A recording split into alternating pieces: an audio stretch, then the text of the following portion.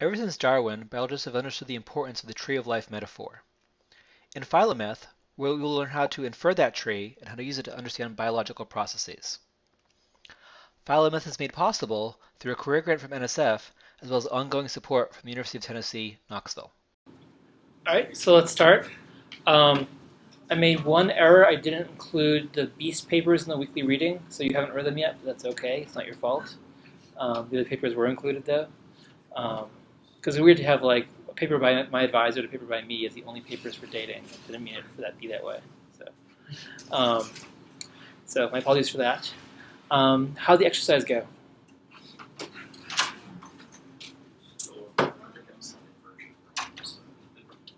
Which part? The beast part? The Beast part and the rates part. So we'll talk about rates first. That should be easier.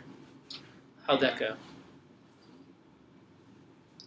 So I tried to do the simple, like, rate if you question mark rates.philo. There's a little example at the bottom. Yeah. Here. I guess I'm not exactly sure what's going on behind the scenes, because the result that I get, it looks like a tree with everything as a polynomial. I don't know if that's something that a mistake I made in plotting it, or what exactly is going on. It could be a mistake in the arguments for rates, actually. That'd be, yeah. Mine didn't have that, but we can try that. All right, how about other people? Okay.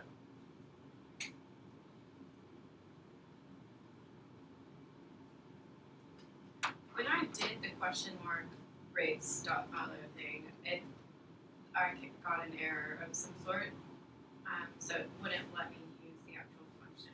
Okay. I'm not really sure why. Did you try what Todd input? You get Geiger actually, Yeah. Geiger and rates actually installed. So I'm like, why? There was, I had that same. All right, so first let's make sure we have rates installed, right? So rates is a command line program written in C, right? Written by Mike Sanderson back in the 90s, I guess. Right, still been updated. So was everyone able to download it? Okay. Good. Yeah, unlike some of my programs, actually has a name you can Google, right? You can type rates, you get as a top hit, whereas like I had a program called Brownie, you get like Girl Scouts or desserts or something. So keep them on when you're naming your own programs. Okay, so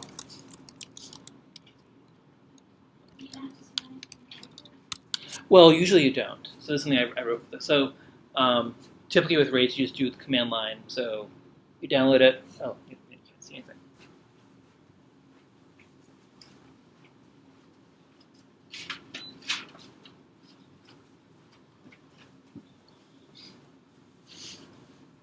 So typically with rates, you just download it, compile it, and then run it that way. Same way we ran, what the program we run that way last time? I forget. Oh, RaxML or something like that. No.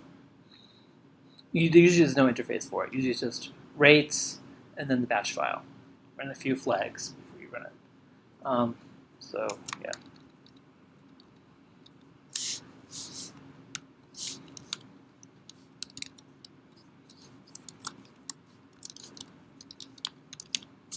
So here's the rates directory that I downloaded, right? And it has a binary, which is just a compiled program, right? And the source code for it, right? Remember how we had to make RaxML? Well, not the Windows people, but everyone else had to use make to make it. Right, so there's a series of commands to tell the computer how to compile it into computer code rather than human readable code, right? So if we look at here,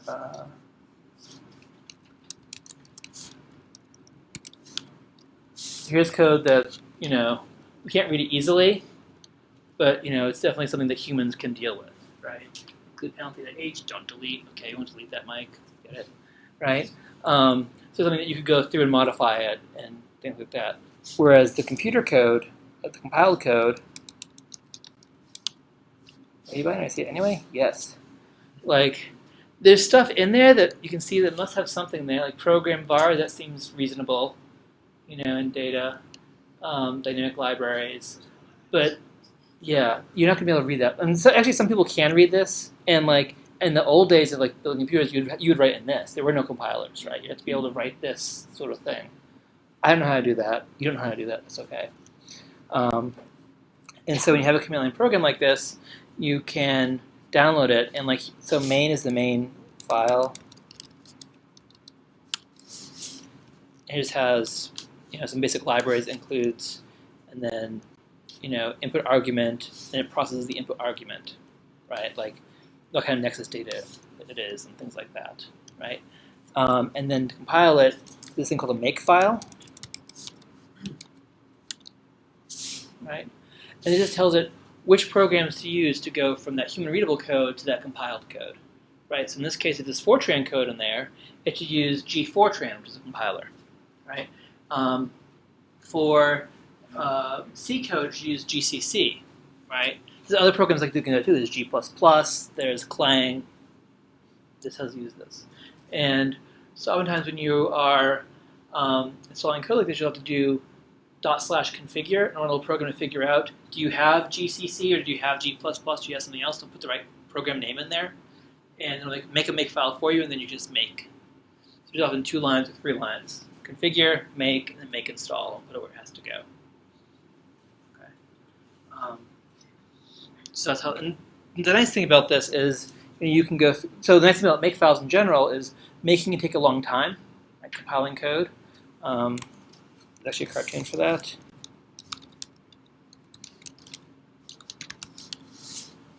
You have an encyclopedic knowledge of XKCDs. I do. Yeah, I know that's better than I know biology. Right, so it takes a long time to compile code, right? And what makefiles do is if you have a series of, so you saw we had that, const ops.c, main.c, all those files. Each one of those gets converted into binary code and stuck together in some way.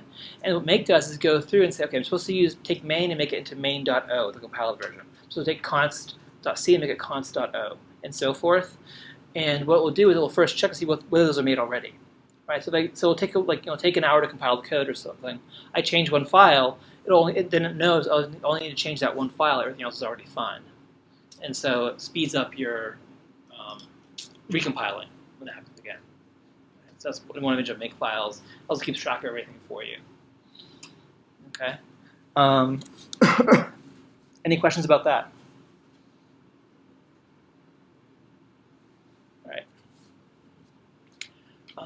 So programs in C, C++, I believe Java, are compiled before you run them, right? So if I want to go and just run this code, I couldn't do it, right? I have to first compile it to get this binary rates, right?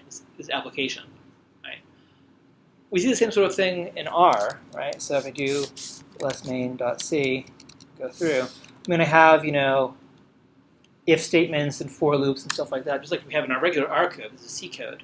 The difference with R is that compiling step, that stuff that takes a long time, is then every time you run a script, basically. So you write your little script to parse, a Nexus file or something. It takes that script, compiles it into bytecode, and then runs it. So every time you run it again, it has to compile it again and run it. Okay, and that makes it easy for you to modify files and modify code and things like that. But it also slows it down, right? So for fast code, people write it in something like C rather than something like R, okay? And even within R now, you can embed C code deep inside. So if you look at, here's look at Geiger.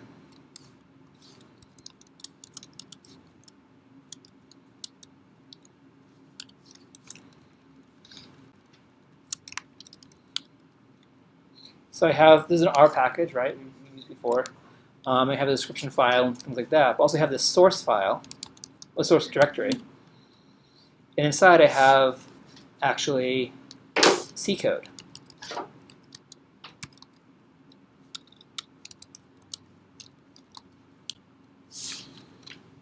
It would include statements and things like that. And so what the R code does is when you install Geiger, it compiles that C code for you. And then you don't have to recompile it each time it runs. And so the C code can be really, really fast. And so oftentimes to make R code fast, you'll pull things out and put them into Fortran or C or C++. Okay. There's now other things that will also compile ahead of time and make it run faster. But for what you're doing generally, you don't have to worry about this. But I want you to know about it so that when you download raw code like rates, you know how to compile it, and how to use it. Okay, and so then we have this, binary, and what you can often do is look around for README, right? And this, I don't think it has a README. Nope, it doesn't have README. It also might be an install file that tells you how to install it. It doesn't have that either, right?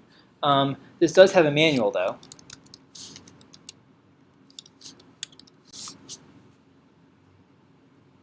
And so you can look at the manual and tell you how to compile it and stuff like that. Once you have it, we talk about putting things in your user path, user local path, or user local bin. So we can do that, or we can just pass the absolute path to it, right? So I could do ./rates, and it'll open rates, right? And this is a very basic, C code. You open it, has a little command prompt. Okay, tell me what to do, right? And there might be help here. No, there's no help. No, you can quit. You can often do something like that, RHS, and then -v. And this is called a flag. Okay, and flag is ways of giving arguments to your code, right? So this is saying run the -v option, whatever that is. And in most programs, that will tell you the version, right? It's version 1.80. Okay, does that make sense? Yep. Okay. So people have used PAUP, right? Who used PAUP here? Wow. Okay. Good for you. If you do PAUP in the command line, you can do a -n flag, and that means non-interactive. So PAUP is a very, very powerful program for phylogenetic analyses, and it's also one of the oldest programs. Not the oldest, but it's, in the 90s and 2000s, it was like the program one used for trees. And so you could do it in the command line, and it would often stop and ask you questions, right? And say, oh, I've filled my tree space. I can't look at any more trees. Do you want me to expand my tree space or keep going? And it'd be waiting there, right? And so what you could do is do non-interactive mode by doing PAUP and then space -n, and that would just sort of go with the default mode. So it would go faster, not stop to ask you questions, right? So flags can do a lot of things like that. So with rates, you can do it in batch mode. Do rates -b, tell it batch mode, and then give it a file, and we can give it a file like sample constraints. Okay, and it will run and do things. Okay. Good. And so actually, let's look at sample constraints. See what it is. So what kind of file is this?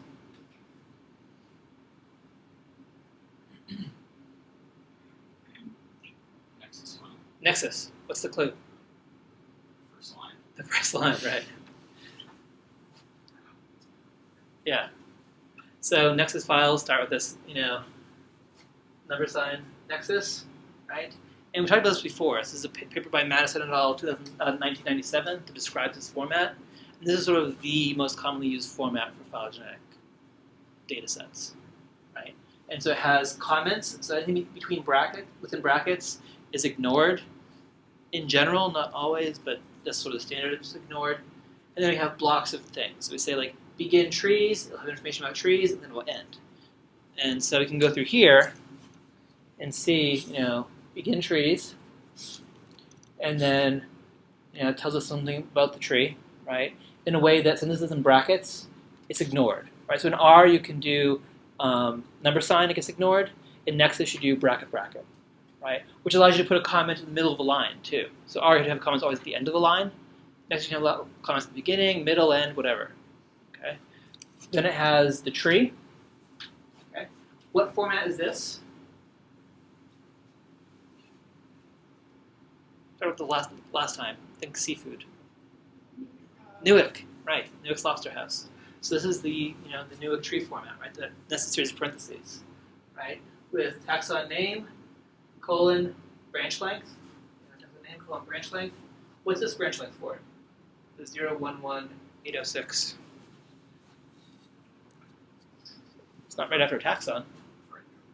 Yeah, for a node, just an internal node, right?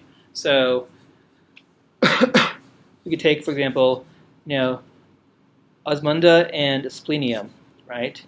Then the branch underneath them has this length. Okay. All lines in Nexus have to end with a semicolon. Okay. And that's actually common in many languages too. So if you look at like C++ code or C code, they also have semicolons everywhere. And you can sort of tell, if you do this in R just sort of ignores them in most uses. So you can sort of tell someone who's come from coding in C or somewhere else and starts coding in R because all their lines have this like accent of like, it's like Dan Roboski's a cool coder, but you can tell he like speaks with the C accent when he codes in R because his stuff has semicolons. It's kind of cool. And so it also has this information about whether the tree is rooted or not, this ampersand U, which is in brackets, so it should be ignored, but it's not in Nexus. Yeah. And then we have information for the rates program. And so one nice thing about Nexus is that you can have your data in the same file as your commands. Okay, so when you like a CSV with commands in it. So that was our data, in that case our tree, and then begin rates. And now we have a different kind of block, a rates block. And now we have options for rates. So the branch length format, right? And what rates does is it takes your given tree and then squeezes it in certain ways to make it ultrametric, right? So why is that a problem? Why is that hard to do?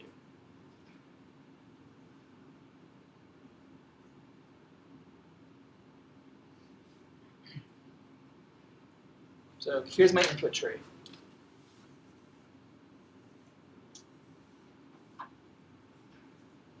Right? Okay. So now make it ultrametric.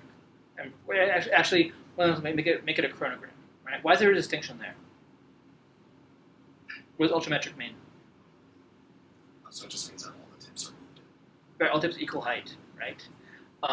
So if you just do it by, done, right? Why is that not good for him trying to make a chronogram? You're just extending all the terminal tips.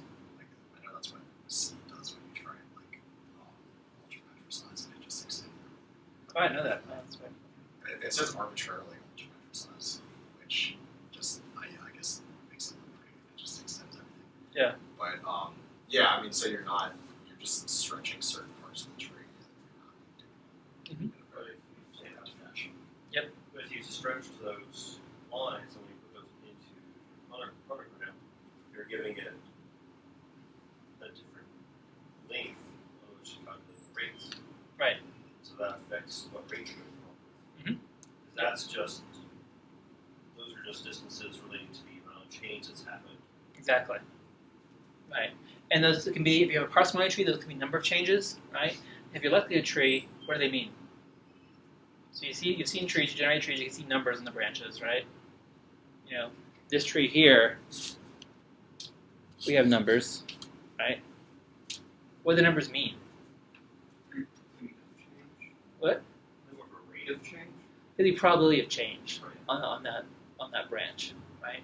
So, think of like a Poisson process, or right? What's a rate of change of a single base, on that branch? So about 1%, right? Does that mean 1% branches things are changed? Well, no. Sometimes you have 2 hits, sometimes you have 3 hits on the same edge, on the same character, sometimes 0, right? That's the overall Poisson expectation. Mass changes per what? Like, what's the time? That's the thing. There's no time unit, right? On the brain. Yep. Right. So if I said to you, in 5 Martian months, the probability of change. Well, no.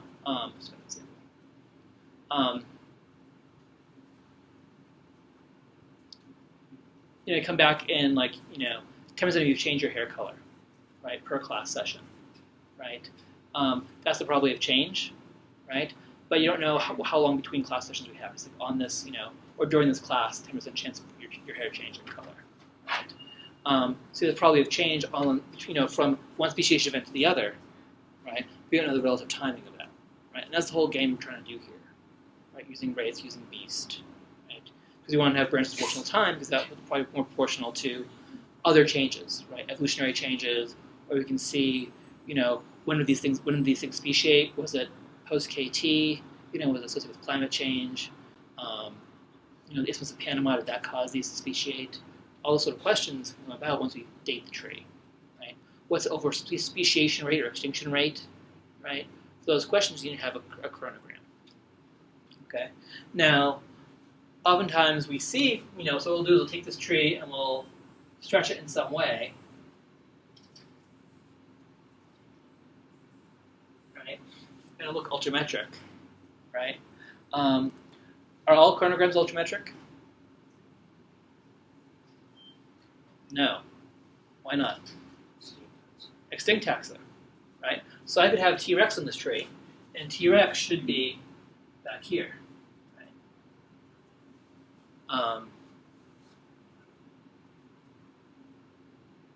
T-Rex, right? Whereas everything else is still alive, right? And so we see this we see this in like viral samples. So if I do flu virus through time, right? I have samples from this year, samples from last year, samples from the year before. And so HIV virus, things evolving quickly. So actually one of the main uses for beasts is in that field, looking at virus evolution, right? And also then ultrametric. Okay. Where does information come for this stuff? So think about what content information you have. So I'm going from here to here, right? How many branch lines do I have here?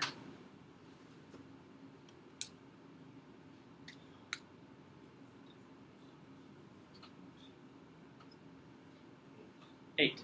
Right, so 8 branch lengths. Right? How many independent branch lengths do I have here? If I assume the trees, if I assume I know what the tips are all 0.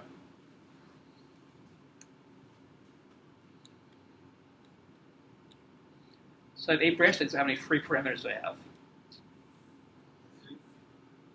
5, 3. Oh, you're looking at the nodes.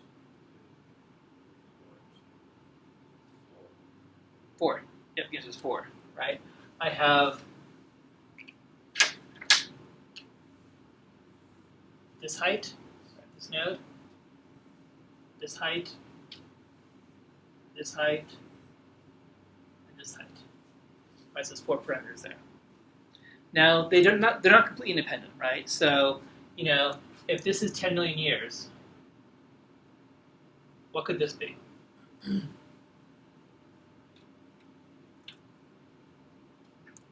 Something greater than 10 million. Right, greater than or equal to 10 million years, right? So this isn't a free range of values. The value of this depends on this. If I search this up, this could also move up. Okay, so what I'm trying to do is get these 8 independent branch lengths into 4 here, right? Using information in the tree using external calibrations, right? So the questions about that.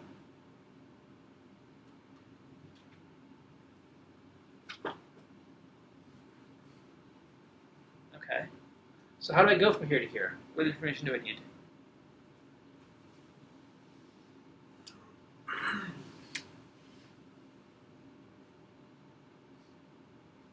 Well, you have some dates. Need to have some dates, right? Where do I get dates from? Fossils, right? And so let's say this is a bird. This is also a bird. Okay. And I find a fossil bird. Right?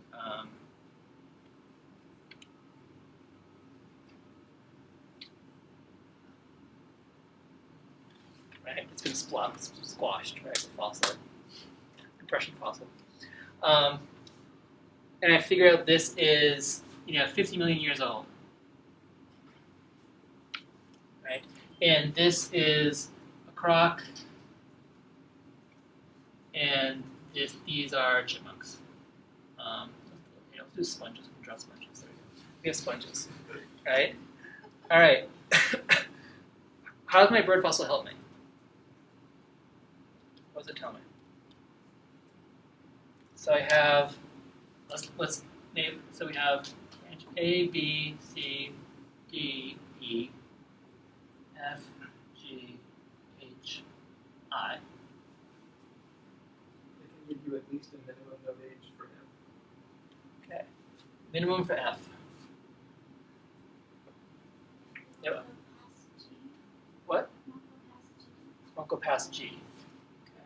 So it's a max for G or min for G?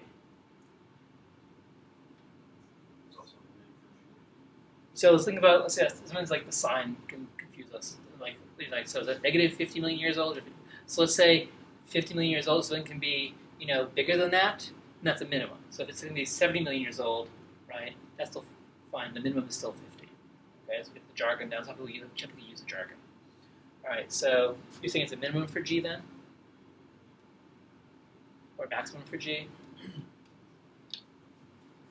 Okay. So we're assuming it would it's not more closely related to either A or B. I haven't told you that. All I said was it's a bird. Okay. And that this is not a bird, this is a croc. Okay. So I'm not sure that it would tell us anything about that. All right, so what do you think it tells us? Something about G. Max or min? Or absolute age? It tells us the minimum. Min G, okay. Other thoughts? I messed up my signs.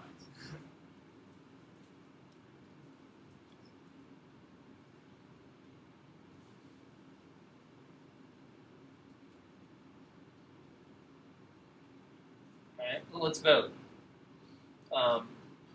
Who says 1, 2, 3? 1, raise your hand. Also 1, 2, 3. Oh, so this fossil gives us a min age for F, a max age for G, or a min age for G. Okay, you can vote for more than one. It could give us multiple, maybe, right? You're hearing your votes for a max age for G, or a max age for F. You want to say that? Okay. How about a fixed age for F or G? Okay, so it's all one of these. Okay, so min F. Okay, max G. Min G. Okay. All right. So democracy doesn't always work, as we found. So who knows? So is this necessarily right? So defend each of these. The min G people. Why do you say min G?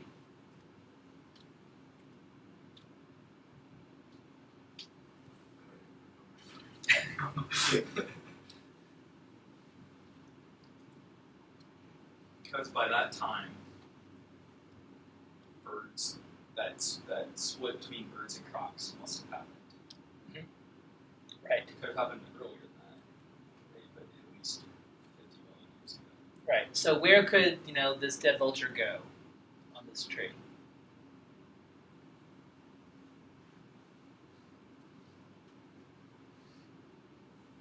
Could go anywhere between G and those two exo birds. Yep. So it could go here, it could go here, it could go here, it could go here. Right? Could be any of those places. Right? And so whatever G is, we know that it's always below that. Right? Now it could be far below that, right? So this could be up here, right? And G's way down here. Right? So I could have the fossil could be, a drumstick in my freezer. Right? That's a week old. Right? That still gives me calibration points for birds, right? I know that the ostrich, so it's something about like ostriches and emus and things like that. Right? That's well between those and crocs, right? Must have been at least a week ago, right? Because they have something that's within birds from a week ago, right? So it just gives me that minimum. Okay. Yeah. Can you use anything else besides fossils? Arguably. So, well, some things aren't arguable, some things are arguable. So, if I have things that are stable at different times, if I have a tip, right? So like I've sampled a virus from a year ago. That actually gives me some date information, right? Because I know, if this is from last year, this is from this year, over that year there's some difference in height, and that can be some information about that rate. So that's one thing you could do. You could do biogeography, which is somewhat contentious on distribution, right? So they must have, when South America split off, that must have been when that speciation event happened, right? But of course, now we know there's also this dispersal thing that happens too, and so it's not always the case. So you can have a mix. So sometimes something that does calibrate well, something that doesn't. The split could have happened before that split of the continents. It could have happened after the dispersal, right? So that's more contentious.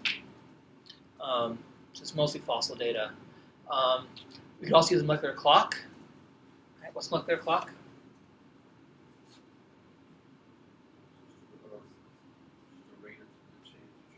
Right. Right, rate of change. Yep. And what's that based on?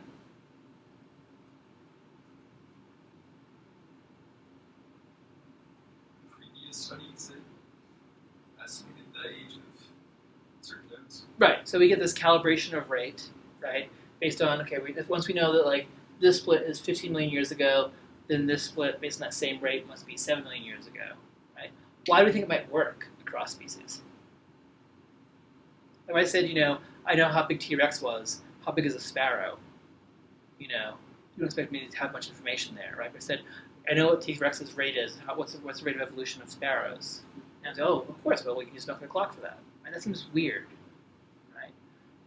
Why under PopGen might that work? If you're using sites that are neutral or neutral, you would expect the rate to be just the same species. Why? Because it's just, the probability of each is, I guess, changing because there's no selection favoring the other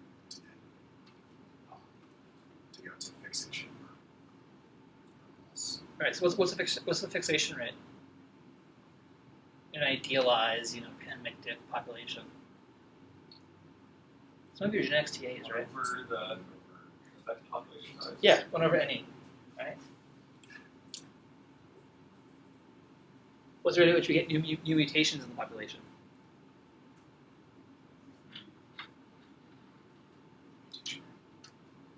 Mutation rate, which we call mu, times what?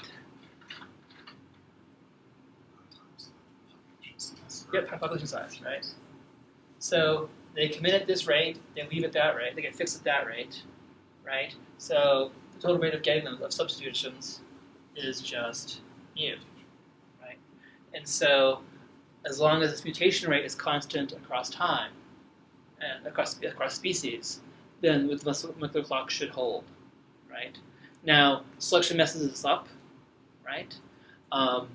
Also, things that mess this up is this is at least in per generation, right? But of course, things are different generation time. So redwood versus duckweed, right? Probably different substitution rates. Okay, and so there's things that cause this to not always work well, and we see, and that's what makes this sort of thing of going from a phylogram to a chronogram hard, right? Because if it were the case that these branches are just proportional to time always, there's going to be stretching. Let's do this. Okay, this is 10 million. This must be 5 million. This must be 3 million. Just perfectly scaled, right?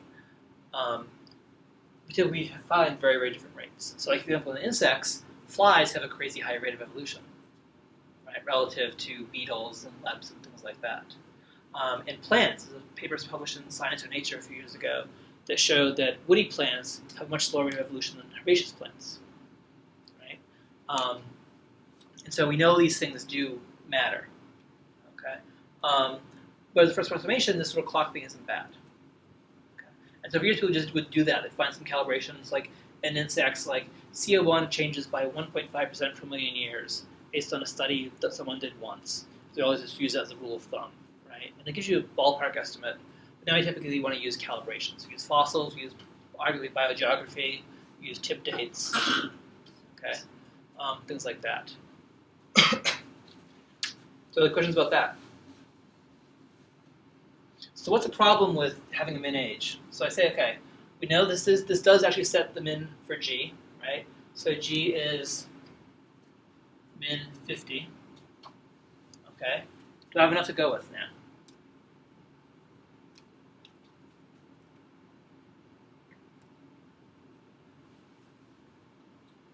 If you had more fossils. So I have more fossils. I can say, okay, here I know this is min 20, and this is min 30. Okay, I have 3 fossils, now I'm rocking. Do you have a I max? have another fossil for here. Let's say if I have another fossil that also says this is min 45. Right? Does this help me at all? Not really.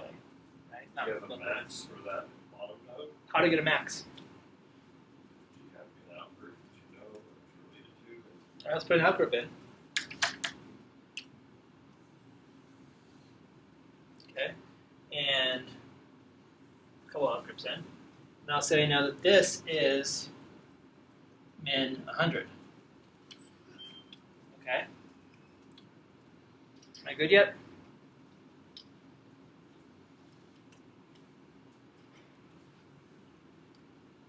Or what am I missing here?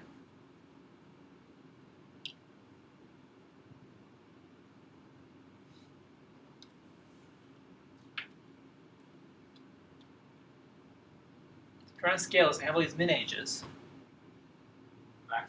max ages, right? Or some way of getting a max, right? So as I could say, you know, I know from my freezer they have birds at least 1 million years old, about 1 week old, like that. And then from your freezer, I can tell that, you know, deer split at least 2 weeks ago, right? And I get all these min ages, right? It's not going to help me really figure out vertebrate rates, right? This gives me this minimum time, but the maximum is just unknown, right? So let's see. The universe is 14 point what billion years old, you know? So we need a max somehow, okay? And that's a tricky thing, right? Because min age, you know, assuming, this is a not trivial assumption, that I can correctly say that this is actually a bird, right? So last week there was a butterfly morph thing found. It's actually not a butterfly, right? So if you just, you know, if you've read the article, you know, if it was written 10 years ago, it's like, oh, we found this piece of butterfly wing from this time period. Oh, wow, butterflies are that old.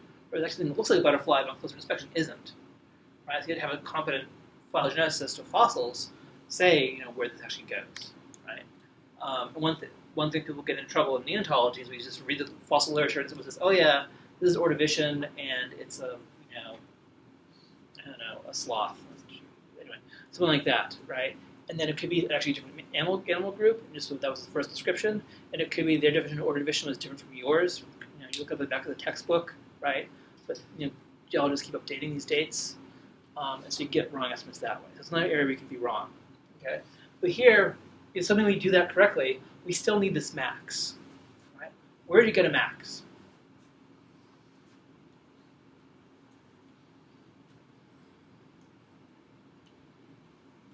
What sort of data can help you with a max? If you have some fossil or something of which you know that it must be ancestral to different groups. Ah, so this is a fun fight. And so, can I ever find a fossil as ancestral to something or sister to something? So you know when I drew where this bird could be, I always drew it as, you know, attached and a little bit of evolution. I never drew it as, you know, boom, right on the branch, right? And that's actually a fight now in paleo and phylogenetics, whether you can actually find ancestors, right? Or whether you also, because it affects whether you can assume it has something that's occurring right here, or whether it have this, you know, unknown history. Because you're right, if I can say this occurs definitely on this branch, it gives me an absolute date, right? But if I can say, well, you know, it could be anywhere from here up to here, right? It gives me this range again, right? And so I tend to say that they're always, you know, sister, maybe the short branch, but still sister, right? I don't have the tetrapod that, you know, died and its eggs led to all tetrapods and like that. But there's definitely disagreement in the field about that. So that would help if you could assume that. Right? What else could you do? Well, even if you don't know that it's an ancestor, if you know know for some reason that it must have existed before the others diverged. Mm-hmm.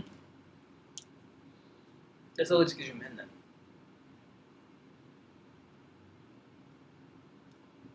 No. So explain again. So if you know that something existed before, for example, crocs and birds diverged, then you know that crocs and birds cannot be older than that. How would you know that?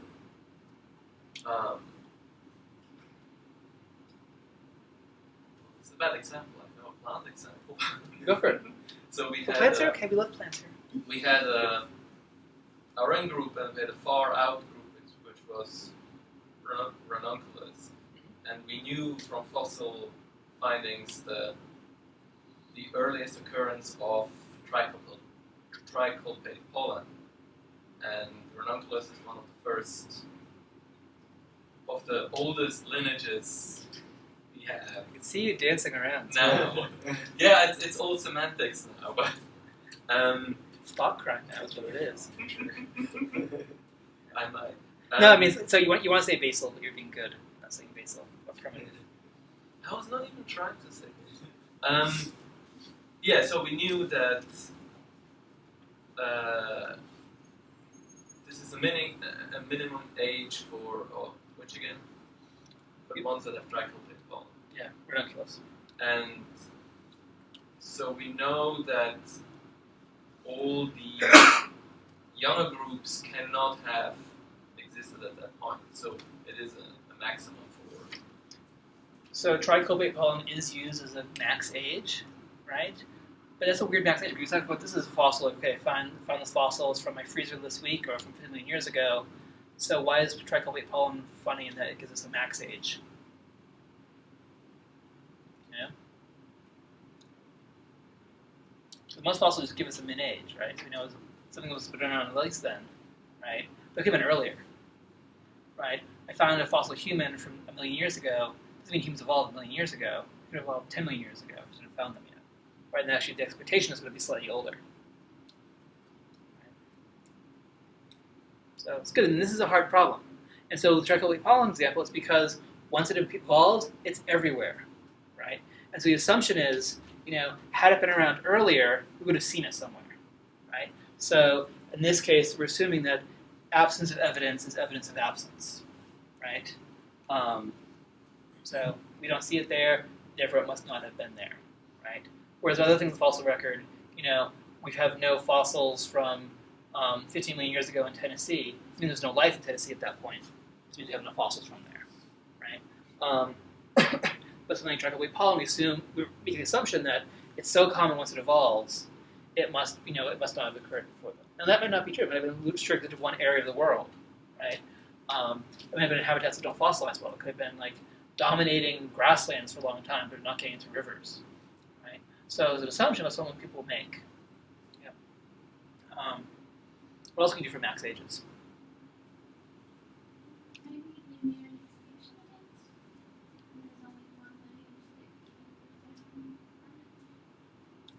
No, because it could still have evolved before that. So it gives you a min age.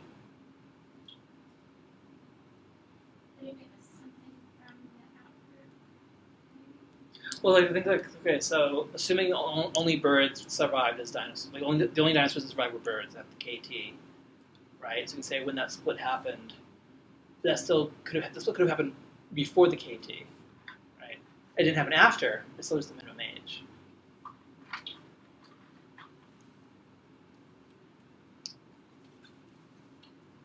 What else? Well, we can assume biogeography. We can say, okay, we know that the split of South America and Africa caused this speciation event. That gives us a fixed age, right? A min age and a max age, and so you could make that assumption, right? What if I tell you, this is similar to the triculpate pollen example. What if I say I have 0, 100, I have all these fossils, and then nothing, right? What would that make you think?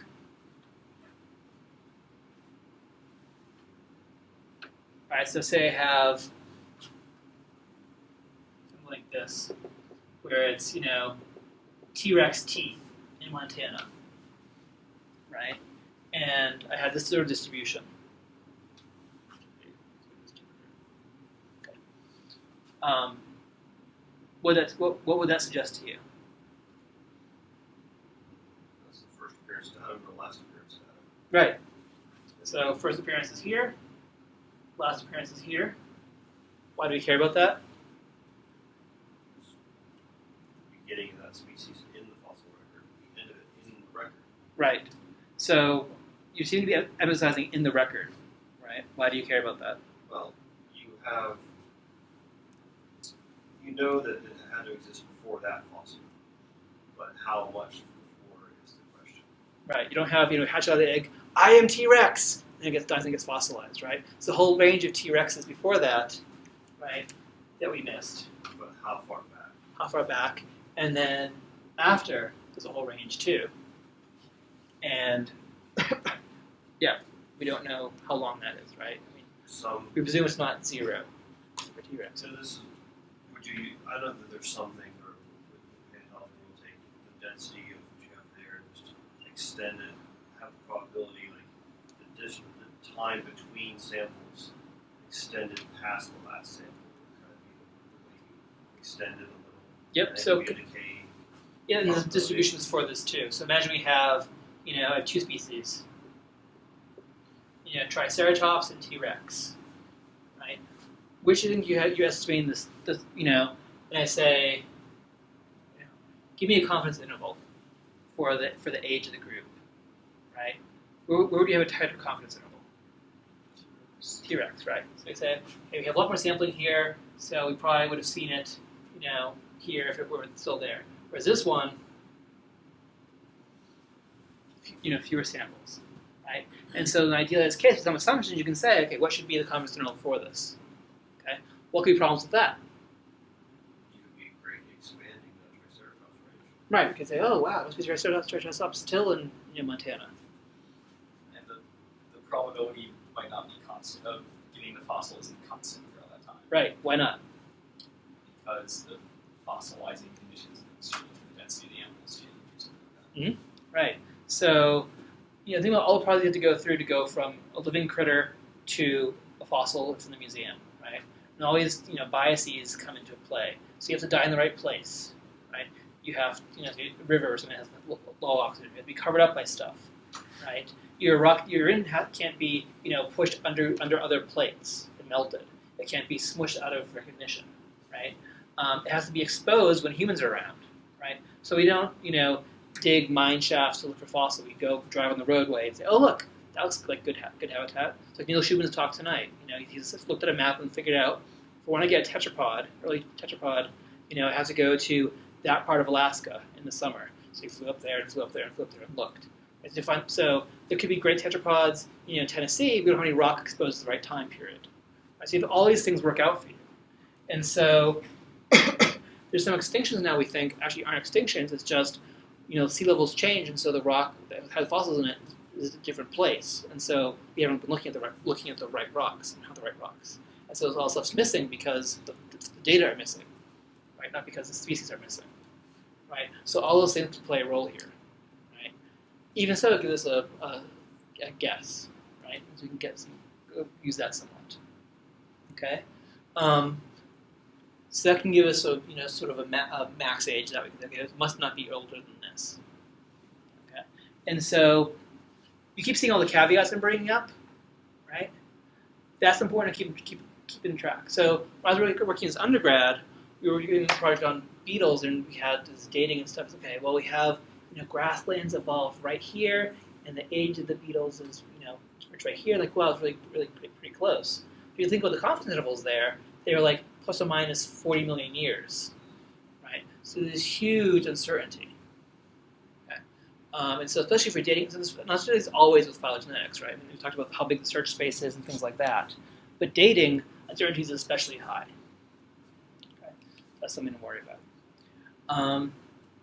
So all this stuff is for something like rates or other programs like that. We have a min age, a max age, or maybe a fixed age, right? And so rates, you can see how you put those in. What about beast? What sort of critter is beast? What philosophy does it use? Bayesian, right? So how do you get pre-existing data into a Bayesian analysis? Your prior, right? Okay, and so here's a case where some priors, like I said to you, what's your prior on the distribution of alpha of the gamma rate parameter for rate heterogeneity? You have no idea, right? I have no idea. No one has an idea, right? We just get a prior somehow, so we figure out how to get a prior. Maybe get Bob's prior because we like Bob, and he's probably smart. So if you like Bob's prior, you got it from Mary and so forth, right? So that's problematic. And so then the exercise I had you try different priors for things and see if that affected things, right? And you hope that your data could overwhelm your prior, okay? But for paleontology stuff, that's actually for dates of things, we actually have some information, right? So I have this versus this. Right? What I can say, okay, well, the earliest one was here, right? But I assume, it's probably most likely to be a little bit predating that, right?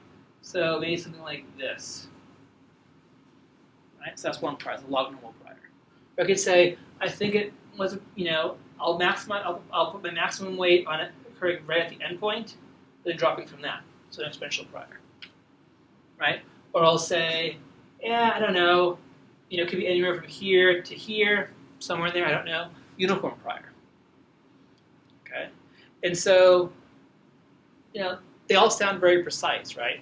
A log normal, a uniform, an exponential, right? But just draw the curve different ways, how do you think it works? Right, and there's reasons to think it should be exponential log normal based on, probability theory, right?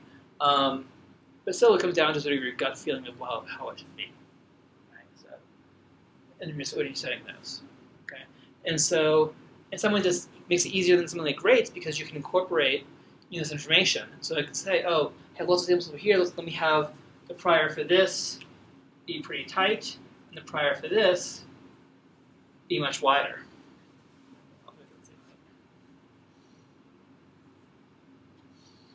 Right, so say, okay, here I have pretty good thoughts. Here I know less. Right, so incorporate that information well. The scary thing though is that do I think it's that or like that? I don't know. Right, I mean, they're very very close, and that's where it becomes a little worrisome if you're worried about precision. Okay. So questions about that? When we were doing the gamma distributions of prior, just these parameters people listed, where did those come from? Yeah, those are from the example files, and those are from other people. Yeah. So, right. So in a lot of these analyses, the priors are sort of become other people's priors, but not really well based on anything. You can use empirical priors, so you can get the prior that maximize get a likely estimate of what the values would be, and then use that. So that's done sometimes as well. Excuse me. But yeah, oftentimes it's just sort of what seems reasonable. But yeah, I mean that's why I personally worry a lot about doing Bayesian analyses because some priors I think I know something about, other priors I don't, and I'm not always sure how they affect it. Right? So what you could do is you could run the analysis, changing all your priors and see what happens. Right? Another approach is to add hyperpriors, so priors on priors, so pull a prior from a prior distribution, which doesn't feel very satisfying to me because you're just putting uncertainty somewhere else, right? But people do that too. Why is that a problem though? Because if you don't have a good intuition about what it is, why not just make it uniform and then it's not a problem? Well, uniform puts equal weights across the whole range, right? So for branch length prior. So Mr. Bayes used to have a branch length prior that's uniform, right? And we looked at here where we have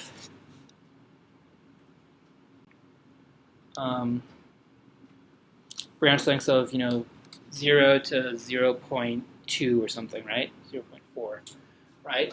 The prior there was for branch lengths of I think it was 0 to 15 or 0 to 20, maybe 0 to 10, right? Which is crazy high rates, right? And so Mr. Bayes then would, absent any data, try to give you really long branch lengths, right? So with data, the data help pull them back in, but still the result is prior plus posterior basically, prior plus likelihood times likelihood, And so it would still have an effect. So you would change to exponential prior, right, where the greatest weight is on 0 branch length, it dramatically changes support values and things like that in branch lengths. And so there's a case where it feels like it's informative, it actually does matter. Here, though, if I'm trying to date a tree, yeah, I mean, going from 0 to a large number probably doesn't affect things very much. Right? Yeah, so you could, for some priors you could do that. Yeah, but not all priors can make uninformative. Do you have another question? Okay. So other questions on this?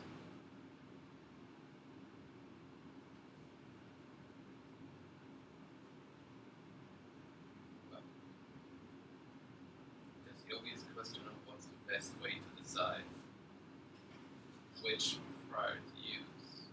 But I don't think there's like a good reproducible one around, or is there? I mean, you can use some stuff where you take into account the number of points you have and use that to help inform your prior, right? And so I'd probably look at something like that. Charles Marshall had an approach like that. I think Tracy Heath has something like that. You can use those sort of data for the prior.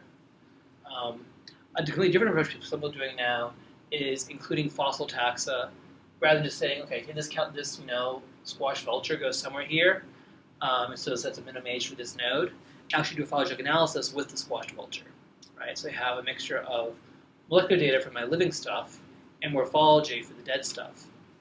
And the morphology then constrains where it goes. Right? There's a search, basically. And that helps in the same way that having a tree that has having this from sampled a year ago gives information about rates. That also will give information about rates. So people do that.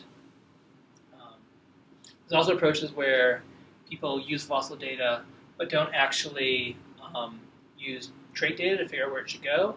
They sort of say, okay, given this goes somewhere here, try it in different places randomly, and sort of integrate over all of them. It's a very sort of Bayesian way to do it. To me, it feels weird to do it that way. Again, in fact, if I have lots of branches here, do I think the chance of it occurring here is greater because I have more branch length? Or do you assume it's sort of uniform through time? It doesn't matter what those branches like. Each of those priors makes sense as a null prior, right? But which one is it? And so I worry about integrating over the uncertainty too much. That's sort of personal preference, and I mean that is popular in the field right now, because figuring out morphological. I mean that's Ryan's dissertation, right? Is doing a morphological tree, and that's not trivial. Right? It's a PhD, and so for me, just molecular gel jockey coming in and saying, okay, yeah, let's score some characters and throw it on, right? I'm probably gonna get a very bad morphology tree, and so that requires more work. And the more work is rewarding because it gives you a better answer. But you're going to die at some point, so you get some amount of stuff out. Right? So there's that trade-off. There's actually a group that's funded by Nesson that worked on a database of really good calibrations. And so they had this mechanism where they'd have paleontologists figure out the characters, figure out exactly where it went, and say, okay, here's the best earliest calibration for birds, should be here. It's based on this specimen, based on these characters, and it's great. And they had a whole mechanism for people to get credit for submitting new ones and publication credits and stuff like that. Since it was published, no one's done anything. No one's added new fossils to it, right? So I'm not sure if it came out a year ago in April. So I'm not sure if it's live or not. Something like that would be great. We have this resource of really hand curated fossils for calibrations, but see if that goes anywhere. So as we are, I mean, this is hard. The other things you can do are not have any fossil calibration data at all and just have some prior on speciation rate, right? And that gives you some estimate of branching time and things like that. Okay? So if a species speciate every 1 million years, then I expect this to be 1 million, this to be 1 million, and so forth, and that affects things. Okay. So are there questions about that?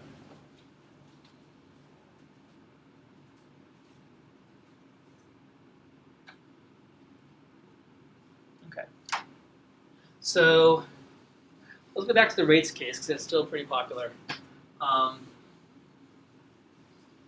So I'm going to go from 8 branch lengths to 4 things that are constrained, right? And what am I doing for that? Well, I'm basically saying, I have a rate for this branch, I have a rate for this branch, I have a rate for this branch, I have a rate for that branch, I have a rate for that branch, I have a rate for that branch, I have a rate for that branch. And that's what I do. Right? So I say, this is time 1, right? This is time 2, right? Here I have my original branch length, B1, right? And B1 times R1 equals T1. And B2 times R2 equals T1. Right? So this branch length times that branch length also equals T1, right? And so forth. B3 times R3 equals T2, continuing, right? The problem here, how many of these rates, so I observe the branch lengths, right? They're these things in my tree, right? I will figure out the T's. How many T's do I have?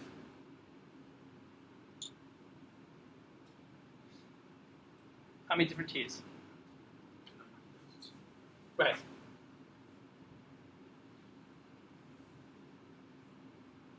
Well,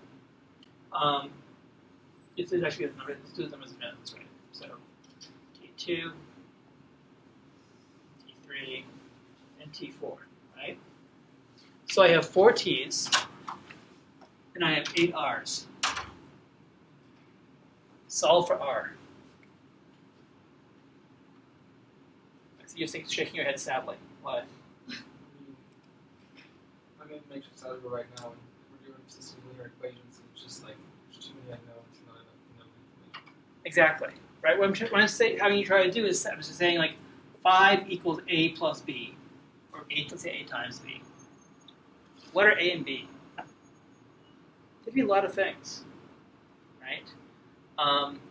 And here's actually, it's 5 equals A times 3, and 5 equals B times 4, and so forth. But exactly, we have more variables to estimate than I have, so this won't work, right? And so it's not a well-constrained problem. So if I'm trying to go from here to here, I could do it many different ways, right? Same way I could do, 5 equals A times B. I could try different values of A and B that all work out, okay? And so even with my constraints, there's many ways I could do it with a constraint. So I could say, let's say I have this as min 50 and also a fixed age of, 55. Right, so I know this must go exactly here.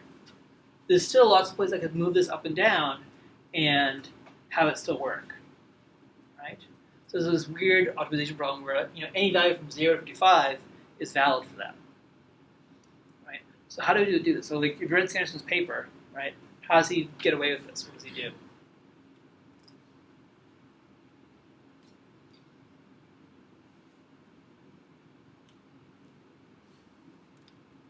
By penalizing big differences between rates on like adjoining regions. Mm-hmm. So non-competitive rate smoothing has a penalty, right? And so what are we penalizing? Increased variability in rates, right? So if I estimate the rate here, the rate here, the rate here. So I have this, so I have B1 times R1 equals T1, and so forth. And I have, for actually this T2 height, it's actually, B1 times R1 plus B3 times R3 equals T2, and so forth. Right? And so there's a certain, for a given T, I can figure out what the rates would be, right? And the biological idea is, the more I minimize the differences between rates, the more realistic it is. Like I said, woody and herbaceous plants at different rates, flies and beetles at different rates, right? But I assume that if I have a clade of woody plants, they're probably going to be pretty similar. Clade of herbaceous plants probably pretty similar, and so forth. And so you might want to say, on average, you don't have things changing much, right? And so we can minimize that cost. Right? That's non-parametric rate study. Okay? Does that make sense? Penalized likelihood feels similar to that, right? What there is, we have a model for likelihood of, given this has truly this time period, right? What's the likelihood of different amounts of substitutions on that branch? I think it's being likelihood under Poisson, right? And then I also have the separate rates, and I have some sort of penalty for having rates change there. So I combine the likelihood, which is a regular model likelihood, plus this weird penalty function, right? And I try to minimize the sum of those, right? Well, how much do I weight that penalty function? That's the smoothing value they have, right? And so with greater smoothing values, I weight that penalty function more, right? And so I try to make it smoother. Lower smoothing values, I don't penalize as much, so I can have very different rates. Okay, and that's how that part works. Does that make sense? Yeah. So let's pull up the paper.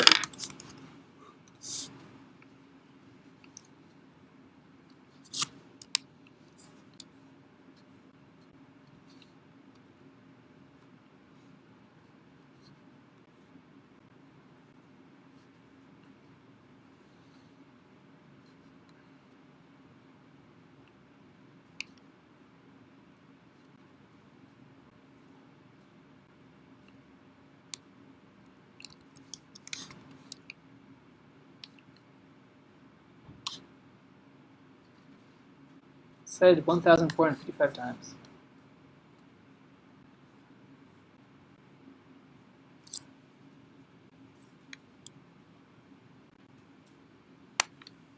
Right? So my overall thing, I have this likelihood minus this penalty thing, right? Where I have this penalty function, right? And so, that's what's showing up. oh, yes.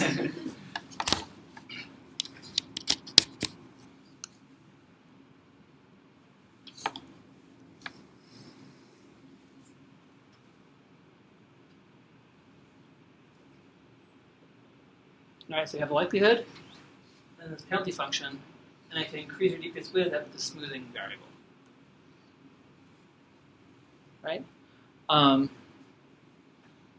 It would be like if I want to say, all right, you have 2 job offers. You do a great job, grad school. You can go get a job at Harvard or at Berkeley, right? And you say, okay, well, Harvard pays 10 grand more than Berkeley does, right? So that I have the parameter, I know how much that is, and so that's fine. You also could have a penalty for, I really hate snow, right?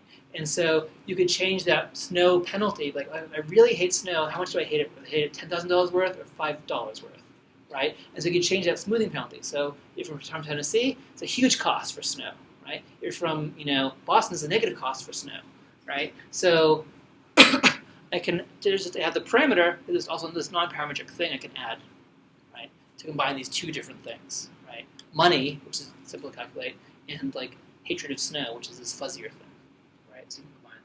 And same thing here, we have this thing you can calculate with probably the branch lengths given the times, and this fuzzier thing of how much I'm penalizing different rates as I go up the tree. Okay, so for picking a place to have a professorship, you have to look in your heart if you feel how much you hate snow, right? Here, what does your heart say? So if you're Bayesian, you just be like, oh, I'll just make it up, right? Mike's not a Bayesian. So what else could you do? I mentioned this in the homework.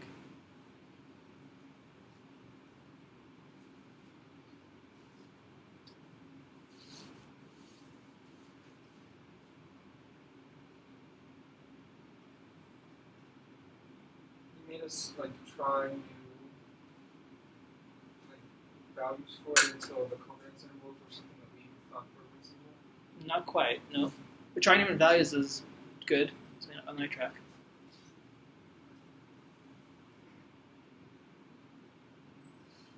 Do you use cross-validation?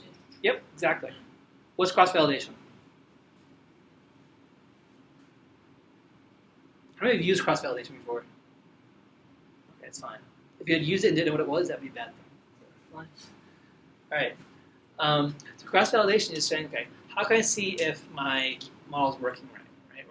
So what I can do is I can take my data, I can delete some of it, try to predict those data, and see if I get it right.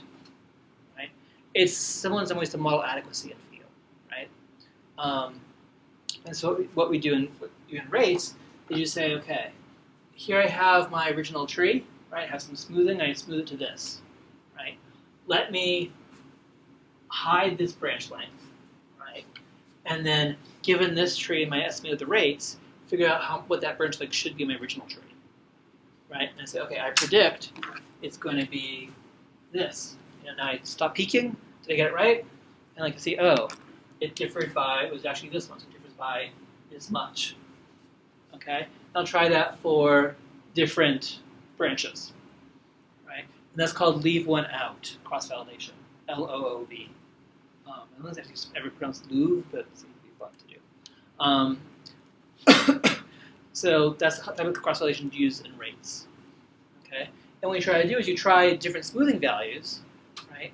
And the one that minimizes the difference between your observed and your predicted, right, is the best one, right? And so in the function I wrote for you in Geiger, it does that for you. It does that for you automatically. The easy run thing. It can do that for you. And so that's the way it happens in rates. Stephen Smith and I wrote a later program based on the same algorithm that Samson uses. We had a different cross-validation because leave one out can also cause issues. So we do it. We can leave out entire clades as well. Right? So we predict many more things, and that seems to work a little bit better. Plus the code runs faster. But it's hard to install and stuff, so don't have to use in this class. I'm also going to use like the classic stuff. But there's also a way of cross-validating. And so it's nice because it's non-parametric. Right? It's not saying it has to meet this uniform expectation or normal or anything like that. It's trying to make up the same data. Okay, and so that's how this smoothing penalty is adjusted in rates. Okay. Other questions about that?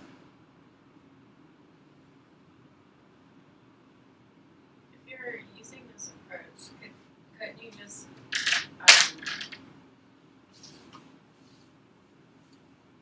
run this analysis assuming like lambda equals 0, and then lambda equals 0.1, and then Actually, phi, I think, is the penalty.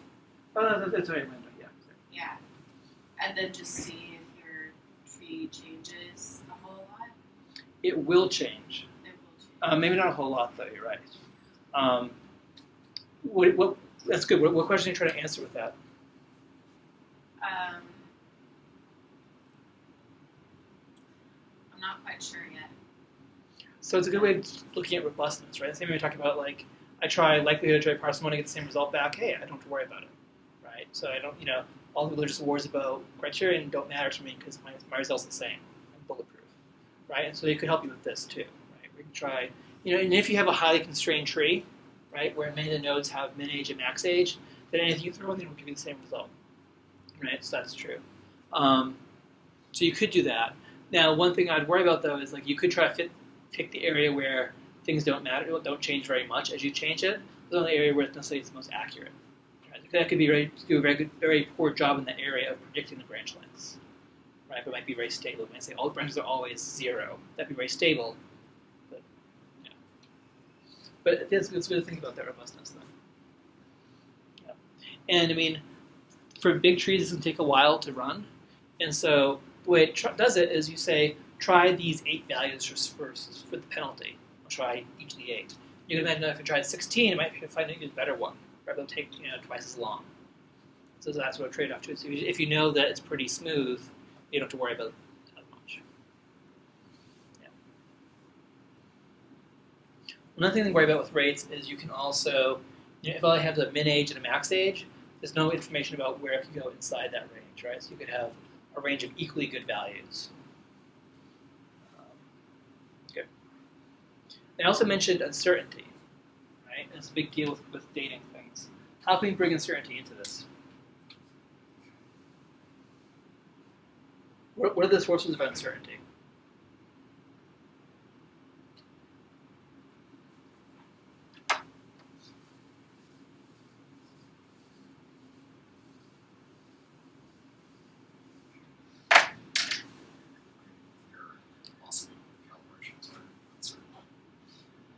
What's uncertain about them? I mean, I'm not sure exactly how old they are, so you have Yep. More or less. I mean, you have a little bit of uncertainty around the dating of the actual fossil. Yep. And it could be, I mean, Ryan, a lot. what's the plus minus on an age of a fossil? It depends on well, first you got to see if you have any absolute ages near enough to its location, because a lot of times fossils are dated. You have them in the beds, you have the relative ages, and then to help with that, you have any ash beds or other absolute ages that you can get out of that record. Whereas you have my T-Rex fossil, right? And I have layers, and then finally I have a layer I can date, right? And then here I have a layer I can date, right? So it gives me like max age, min age, right? Assuming we haven't had some weird stuff, right? But those could be a very long time We apart. could also use inclusions in there, depending on. Yeah. There's a number of different ways to do that. There's even in the paleontological record, there's even sometimes you just have a consistent record of isotopes through layers. You can actually use the spikes in the isotope to correlate your different strat columns, and that can then get you. Yeah.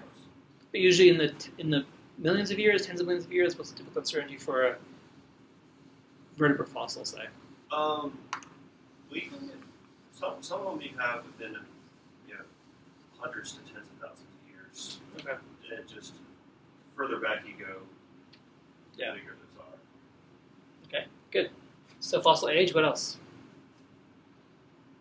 Basically, the fossil in a tree. Yep. Fossil placement. Good. What else?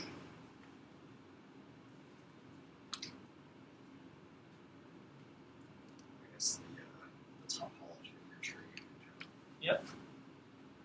Tree topology. What else?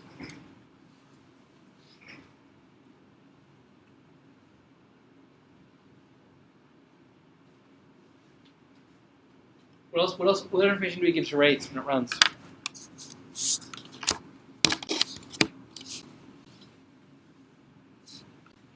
assume you're giving it an alignment. So. Well, for rates, actually, you don't give it the alignment. Oh, okay. Just give it the tree. Oh, So what about the topology? What else? Branch lengths.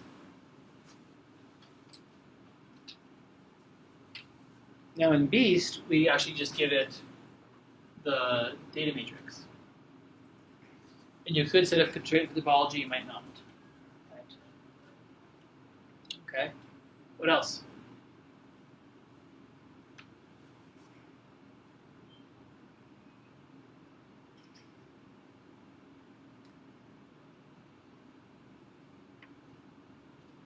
I can't think of anything else either. But there must be some stuff we've missed, right? Because there's all this uncertainty. The fossils, we can identify the tip taxa on the tree and stuff like that. But, right. So in a Bayesian analysis, one thing that's nice is you can incorporate these naturally. Right. So I have I say, okay, my calibration for where my fossil is, that itself has uncertainty in it, so I just put that in the prior. Right? That happens naturally in the prior. Uncertainty in the tree topology and branch length come from, that those are good, happen within the Bayesian analysis, right? So I have, I have a tree like this, and I have a tree like that, and they have slightly different likelihoods, right? And so it naturally takes that into account when it's calculating this uncertainty, right? So not taking into account the uncertainty and maybe I misread it and I read it as an A, it should have been a T, right? Sequencing error, things like that. That's in there, not incorporated in the model, right? Alignment errors are incorporated in the model, right? So errors like that. Okay, so Bayesian analysis can incorporate these pretty naturally, right? What about something like rates?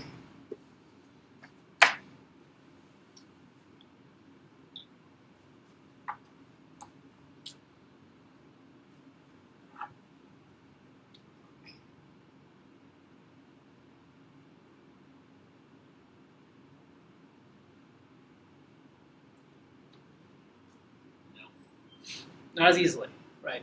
So for these two, for regular phylogenetic analysis, how do we figure out the uncertainty in that stuff? It's like using like RAXML or something.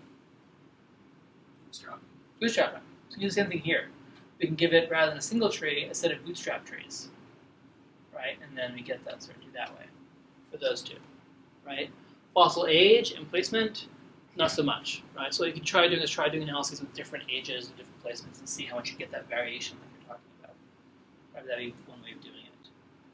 Okay, so we had a paper where we took the minimum possible age calibration and the maximum possible age calibration, so we know it's somewhere in this range, we don't know whereabouts. Right? Report that. Okay. And it essentially has functions for giving it a bootstrap set of trees and you get using it to get uncertainty. Okay. So any questions about that?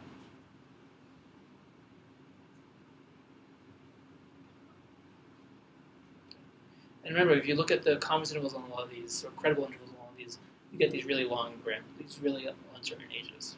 Right? So, and then you see someone saying, "Oh yeah, the KT or the rise of angiosperms caused this," plus or minus, a few errors. So it's scary. All right. Why don't I take a break? We'll come back and do empirical stuff. Cool. So.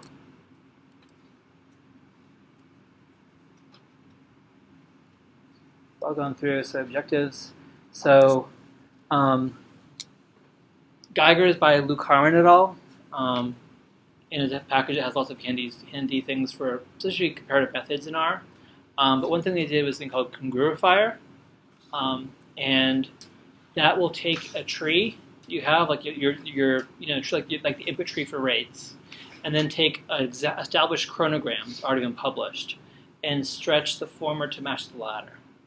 Right? So basically what it does is take calibration points from the known chronogram and then use those as fixed ages for your other tree and find the nodes that correspond to it. Or they have a tree of all vertebrates. I just care about birds. I'll find the corresponding nodes in my bird tree and stretch it. Right? And it used a program called PathDate to stretch it. And PathDate is nice because it can do fixed ages and stuff, and it's super, super fast. You can do big trees. The problem is, we've studied this and published on it, it's not very good at getting the right ages. So if you do a simulation and then turn it into a phylogram by simulating it, dating on the tips, and then add the calibrations and then do a chronogram, right? You can try doing that in like rates and PathDate and stuff like that. And PathDate tend to give bad branch lengths, lots of zero branches and stuff. So it's super fast, but it's not super accurate. So they had started working on code for hackathon, actually, doing rates and our program triple into Geiger. And so again, you just download the code, just like with IPS or other packages like that. You'd have the separate, standalone rates or triple or path date in your path, and the R code just writes the script to run it. Right? So the same way we see these scripts here from rates help, right? It would write its own little script, run it, and then pull the results back into R. Okay, so people started. So John Eastman, who's a postdoc, was working on it. Started working on this. The hackathons. None of you have ever been to a hackathon, right? So you guys have been to a hackathon. So hackathons, the coders get together and just work intensely for a certain period of time on these shared projects, and then week's over and go home, or the day, people often just stop working on it until they pick it up later. But it's a good way to get like a starting code and also build communities of I have colleagues who I know from collaborating virtually at a hackathon. Don't know if I've met them in real life, but like if I do, oh yeah, hey Bob, we fought in the trenches together and you're writing this R code. But so they had started this rates calling thing, but never actually finished it, and also hadn't exposed it to people. So if you look at Geiger, so there's help files, right? And it has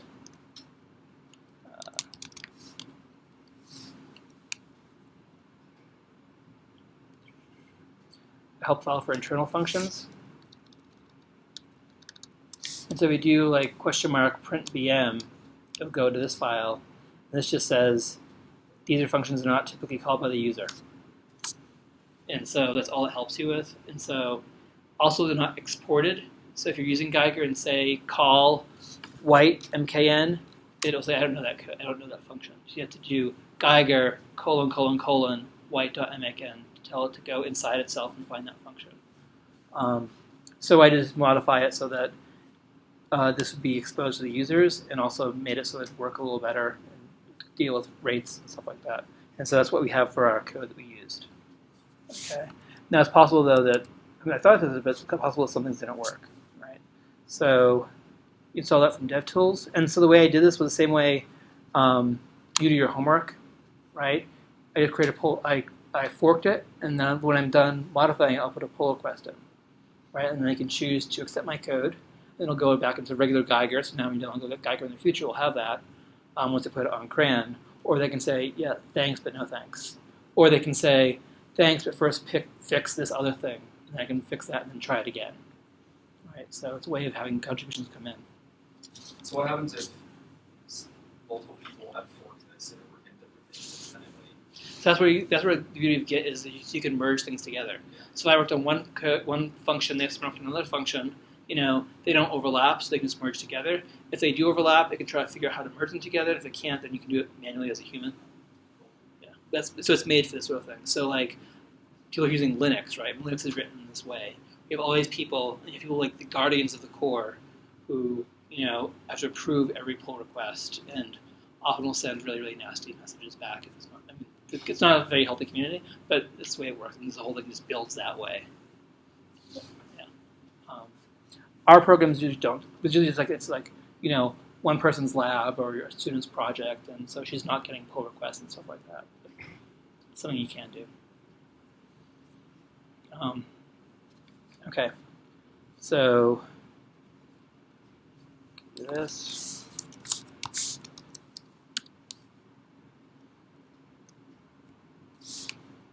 Actual code.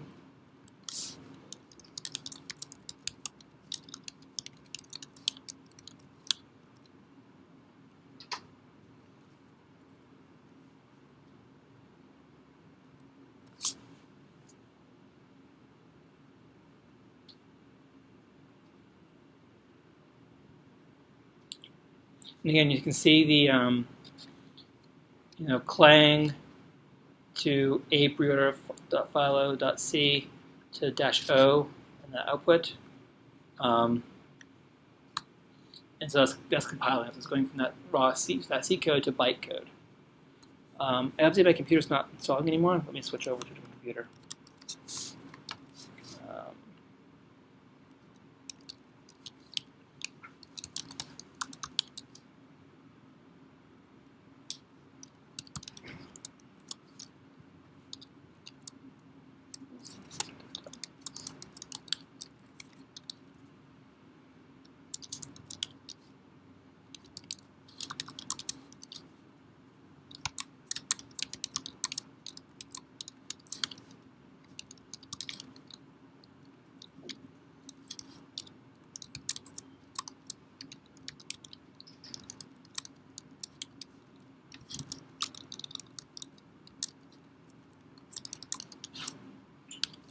Okay, so library DevTools.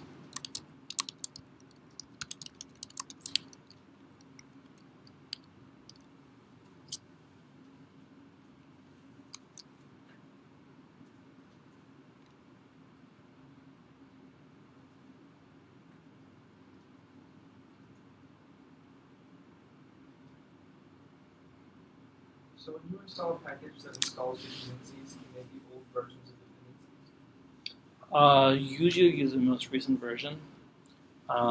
There's some moves in our community to have stuff where you have like checkpointed, so you can install things like so. You can use CRAN as of January 1st, 2016, or CRAN as of February 1st, and stuff. And that way, all your things work together, it's reproducible. Because there's a big push in science for reproducibility, right? So you finish your analysis, you publish it, I should be able to go back and do the same analysis, get the same result, right? But if in the meantime the packages have changed and now the arguments are different and stuff like that, I won't be able to reproduce it. And this way you can have sort of a snapshot of the world as it was at that point. But generally, no, it just assumes all the latest version and stuff. unless you take special steps not to do that.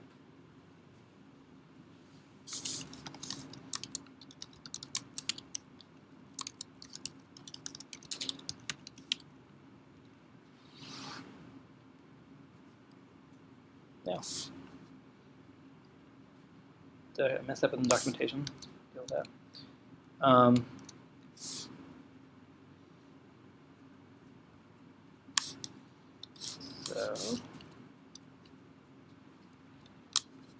So here's our phylogeny, and so rather than loading it or randomly generating it, I'm just using read tree normally, but instead of having file equals a Newick string, a Newick file, I'm just having it read a Newick string directly. Right? So it's an easy way to keep it in. There's other ways to do this too.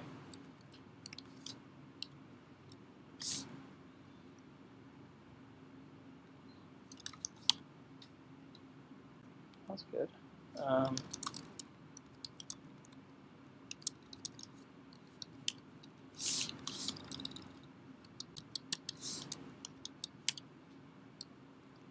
That's weird.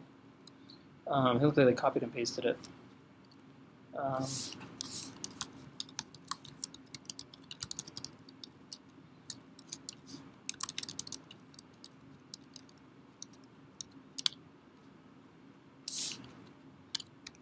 Okay, this is still the missing thing. Just for example. All right, let's get the calibration.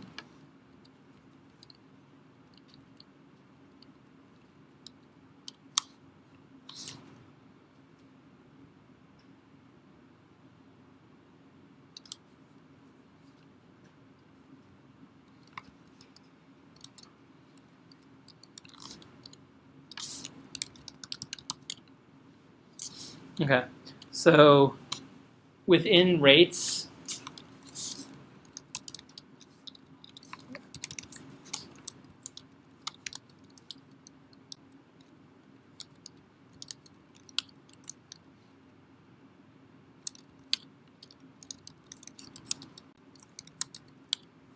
the way you typically add constraints is by first defining a node name. So the most recent common ancestor of this one and this one is called LP. Okay, land plants. The common ancestor of Amberola and Pisum is Angio for angiosperms, and so forth. You could add actually more names after this, but we just use 2. Okay, that's a way of naming nodes, right? So I'm saying node 15 or something. Now, if you have different input trees, we still care about, Amberola always sets to the rest of angiosperms, so it always sets it to be the same node, no matter if, within monocot stuff switching around and stuff. Okay, so you can name those, and then we can do either fix age or min age or max age. Right, so you can do, min age for fixed age for land plants is 450. Okay? Or we could say min age is 450, and separately max age is 14 billion years or something. Right? And so you can do either of those. Okay, and so with this R interface, it's just same thing with the data frame. We have the MRCA, the name of it. You can do max age and min age, and then 2 taxa. It's all just one line. Okay, and I could have had different max age and min age. I think I can do an NA for one of them. So you just want to just a max age or just a min age. Okay, and then it creates the file we need. Any questions about this?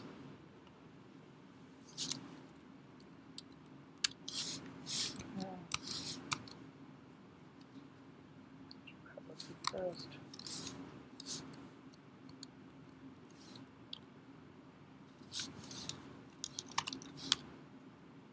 Oh, that failed.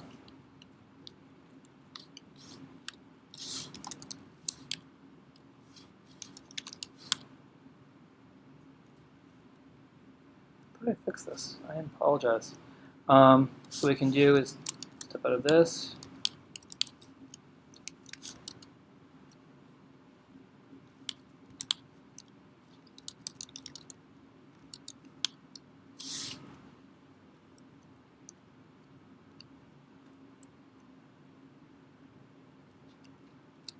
That all looks right. Then look at the output file it created.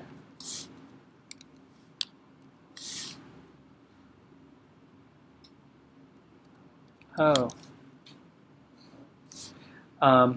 So it comes from a result of how R and how C are reading the numbers. So yeah, here's my input file. And so it needs to know what your, so I have length per site, right? So I say, per site there's a 3% chance of a change at this site, at a site, right? It has to know how many sites there are, right? So that way it finds 5 changes, it knows we expect to have this many changes and so forth. And so you just set number of sites. And so I was setting it to be like 3. I thought, okay, I'll just do 100,000 or 100,000 as sort of like that's what data sets are nowadays. Unfortunately, C is reading that as 1 and some other stuff hanging off the end, not as 100,000. So if I the sites. So in your original alignment. Okay. Yep. How long that alignment is. So if I just do.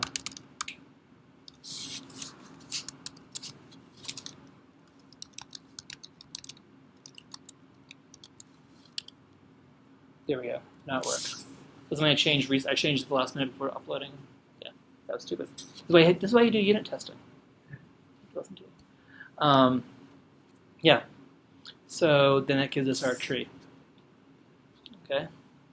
And we can see it has also the names for the node. So LP, we named it, and now it's in our tree. Okay. So let me modify Geiger.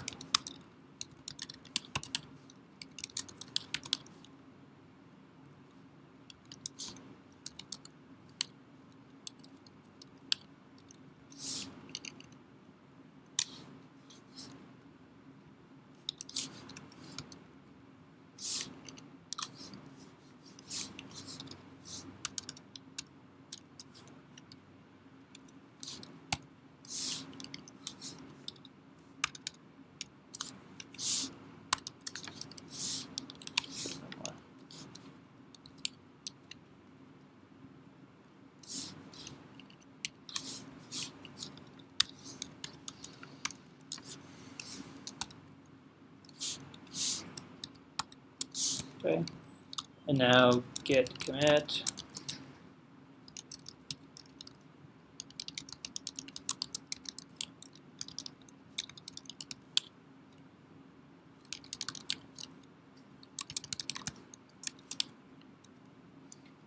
All right, so now if you install it again, it should work.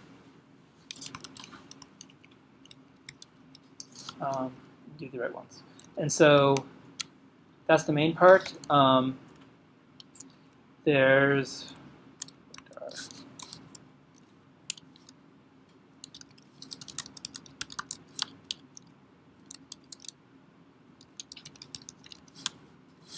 actually a lot of options here. So you can do easy run. And so I had you doing examples where rates is a very program you can get very hands-on. So most of the time you're doing an optimization in R, right? Like trying to estimate rates of evolution or things like that. Inside is using an optimizer for that, right? And so you think about how we optimize things is hard, right? So we say, I have a surface, right? And I have my parameter of interest, theta. I want to know my likelihood. I want to have the max, like the best value. How does it do that, right? And it tries the value, it goes likelihood, okay? And now it tries another value, it goes likelihood. And then tries another value, it gives likelihood, right? And so there's different ways of moving across the surface, okay? And if the surface is like that, then it's pretty easy to find the peak, right? If the surface is like that, it's really hard. Because I can have an algorithm that says, okay, start here, move up a little bit more, try left and right, oh, this is better, try left and right, this is better, try left and right, nope, no better, here's the peak. Right, that's what we call a local optimum, right? And so it's hard to get over here. So to go downhill, let's try this one, oh, this is worse, okay, let's go there anyway, right? And so figuring out how to search across that space can be hard. And in this tree search, in this making these making these chronograms case, it's even harder because we have all these constraints, right? It's like this node can't be older than this node, but must be at least older than this, and so forth. And that creates basically these walls. If you think about this, search space where I have, rate 1 and rate 2, I have, one wall here from one thing and one wall here from another thing. And so even with this, nice, surface, I might have trouble getting over there. I might have trouble getting over there because of these constraint walls, right? And so optimizers can matter a lot. And so in rates, you actually can go hands-on and say, no, don't use that optimizer, use this optimizer, right? And then when you do that is by reading the manual, and you'll say, oh, for this one, this works best, we can try something else. And so I've coded it such that it automatically figures out, it automatically does what Sanderson recommends, right? But your mileage may vary, so something else might work better, okay? And then cross-validation, like we talked about, try different smoothing values, how you know which ones to use, and so there's a whole range, and so I just did what the example in the manual, right? What you could find is you could run it and find that, your best smoothing value is at the extreme of that range. Maybe you should try more over that side, right? And so you still have to look and see what you're doing, but yeah. Okay. So are there questions about that? No? Okay. Or again, you could just, do it yourself manually by creating an in file that has, and this is why most people use rates, that has the tree block and then the rates block. Right. And rates can actually do a lot of other things. It can do some cool tree simulation approaches. It can do a new precursor model for trait evolution. So it can do things other than this. But its main use is still for making trees ultrametric. Okay. So the questions about that? I have a question from the Sanderson paper. Yeah. It's really good. In the figure, they shows trees with different smoothing parameters. Mm-hmm. And it says, caption says, this figure 4. These may appear misleadingly similar to conventional phylograms with branch length, the amount of sequence divergence rather than the absolute rate of substitution. I'm just kind of confused. These are radograms. So, regular phylograms, the rates are proportional to probably a change at a site, right? This is change over time.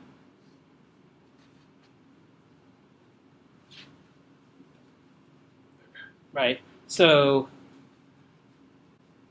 yeah. So here we can distinguish. Right.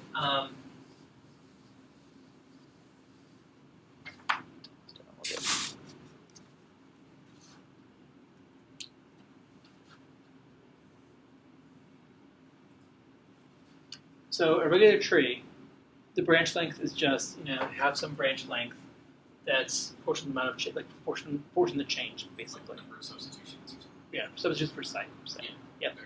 All right. On my chronogram, that is the time, right? And how do I go from here to here? Well, it's this times a rate to get to there, right? Well, this branch has a rate, this branch has a rate, and so forth. So the same amount of time, I could have, a longer initial branch length, or a shorter rate, a smaller rate, right? The two multiplied to get the time. And so it's saying, okay, you can already plot the raw branch length tree going in, or I could plot the chronogram. What he's doing instead is plotting the rates, right? So that way, if your question were, do woody plants evolve faster than herbaceous plants, or slower than herbaceous plants? I mean, it might be hard to tell if I have, sister group or something, or that, where they have difference of time, right? But I can just go use the rates directly that are estimated by this program. So it's showing the rates. Okay, so the higher the smoothing parameter, the greater the penalty for Mhm. Right? So like, if you look at sister taxa and the one that says 10,000, their branches are more similar in length than the one that's 1. Exactly. That's why. Yep. Okay. And there's still, I mean, one thing to note is like, this is a huge, I mean, we don't really know the scale, but this shows a great difference in rates, right? But even so, always unifedra on this long branch.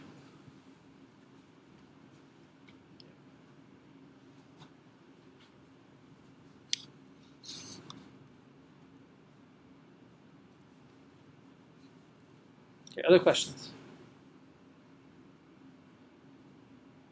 One thing that's nice about this is, Pen's likelihood outperformed the classic clock model and NPRS in every data set that derived from a clock. It's pretty good. It's nice to see. Like, oh yeah, this just works better.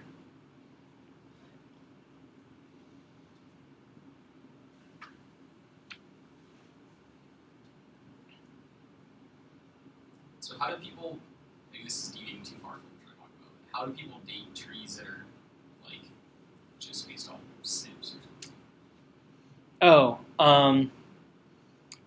Right now, with rates, all you need going into it is just the branch lengths, and so you just have branch lengths go into it. It doesn't care if it's SNPs or morphology or whatever.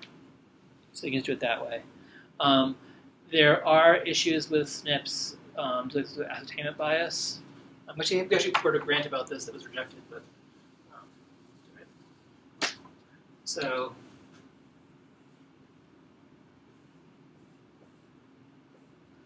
If I get my SNPs based on stuff that's different from, this one and this one, right? It biases it towards things that are changing along here. And then it also might change to homoplazy over here and here, right? If that's how you get SNPs, right? Nowadays, though, it's not how people usually get SNPs anymore. But the only point that was how, so you get the bias that way, right? Where the only things here you get autapomorphies and synapomorphies. Here you just get homoplasies. So these would tend to be shorter branches than they should be. So that causes bias. But now if you're just like randomly sequencing stuff, then that's not an issue anymore. Yeah. I mean, this is an area where you might want to use like an MKV model to get the branch lengths. Or some other model like that deals with the fact that you're really looking at variable data. And you can do that in Beast. I mean, the one thing you can just do is throw that in Beast directly, use an MKV model, plug and chug. Yeah, and Parallels class is supposed to help you appear with your own data. So, like, if you're getting SNPs, ask. That's good. If you have 3 taxa, ask. I'll laugh at you.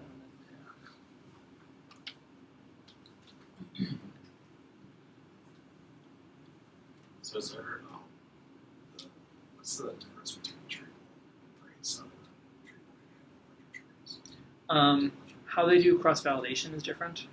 You can do the rates version, but you can also do with triple. You can do the leaving out clays and stuff. I think we made it a little friendlier as we thought it was friendlier with the setting of the constraints, but not very different that way. And we don't have NPRS or any other stuff that's in rates. It's just been like that.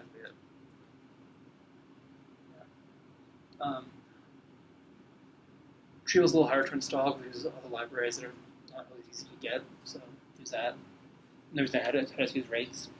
I forget where it is, but there was, I think it might have been on Stephen Smith's website, but I found something that was pretty easy. Okay.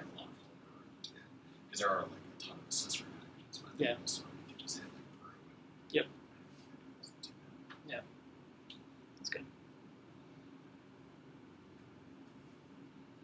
It's something we were in a working group, which is Nimbus has these, Nesson had these, NCs has these.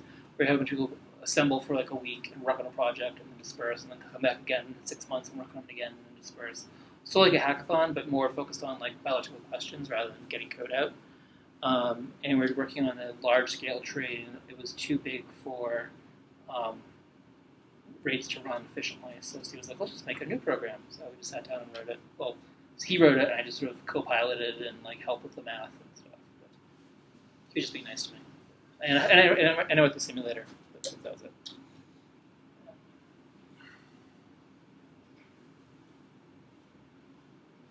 Other questions about rates or things like this?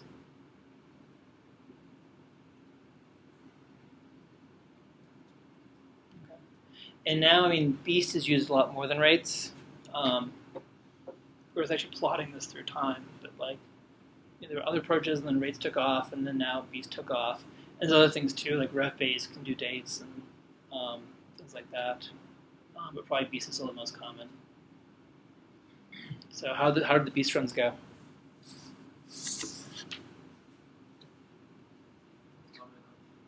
What? Not long enough. Not long enough. So what does that mean? I mean, I got twice almost the same result, and it all looked like it's largely driven by priors. So how do you conclude it was driven by priors? How do you conclude it was, I mean, you could just, so it could be driven by priors, it could just be because you got the right answer twice, which is okay. I remember looking at it yesterday and thinking that's the priors, I forgot what it was. And in general, what do people think? How would you figure out if it's your priors driving it or if it's the right answer? Like, I mean, it's a consistent answer, at least. Like play around here with priors and see how much it affects the results. Right, and one thing that we sometimes suggest doing is like see if your posterior looks like your prior, and you know if it doesn't, that could mean that your data are driving it elsewhere, which is fine, or that your search hasn't gone long enough, you're not sampling well, right? If they're the same place though, it could just mean that your prior is really good, right? And your prior thought of the world actually matches the posterior thought of the world, right?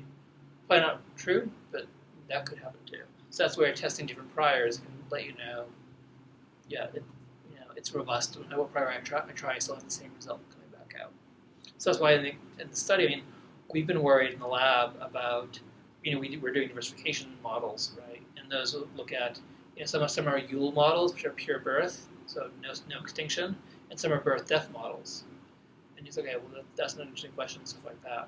But if your prior is based on a Yule or birth-death model, then you can imagine that affecting your diversification analysis. So you're not actually doing diversification analysis in Beast, but it has that prior in it that could affect, because your branch lengths at the end are affected by your prior and your likelihood. So it's likely it's driving completely, that prior could be affecting how the branches come out. And that's one thing we worry about a lot now. Because you use Beast to get the current. Right, or other people use Beast. So we're taking out those trees and running them, and like, oh, they're all Yule trees. That makes really weird, because like, we know things go extinct. It's one of the few things we know for sure in the world, right? Things go extinct. We keep trying it all the time. And yet all these models are saying, oh, no, nothing goes extinct. Like, that just seems stupid. But then we're realizing that a lot of the times when those were run, the default was to have no extinction. So it could be that it just reflects the prior going into it. And so in this sample run we did, what happened? Is it the same or different?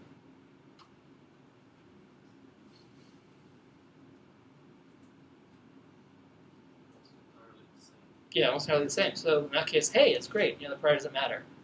Right? So the data, then that wouldn't explain why you find Yule. It would be like, oh, okay, well, that may be the actual data. Maybe things don't go extinct from it.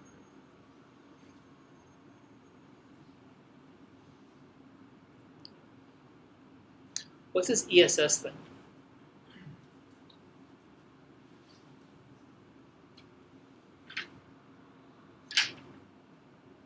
Something to do with the caterpillar. That's how Zach described it. Right, like you're sampling flies with sort of like a fuzzy caterpillar. That's stationarity. No. That's not ESS. Yeah, so stationarity.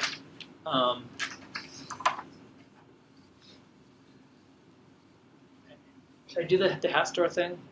Because Probably. not only you heard, only like a third of you have heard the hat store thing. All right, so should have bought Darwin Day hats. All right, so what are you trying to do with? What's the purpose of MCMC? What are you trying to do with this? So it's like likelihood or whatever, trying to get to optimum, right?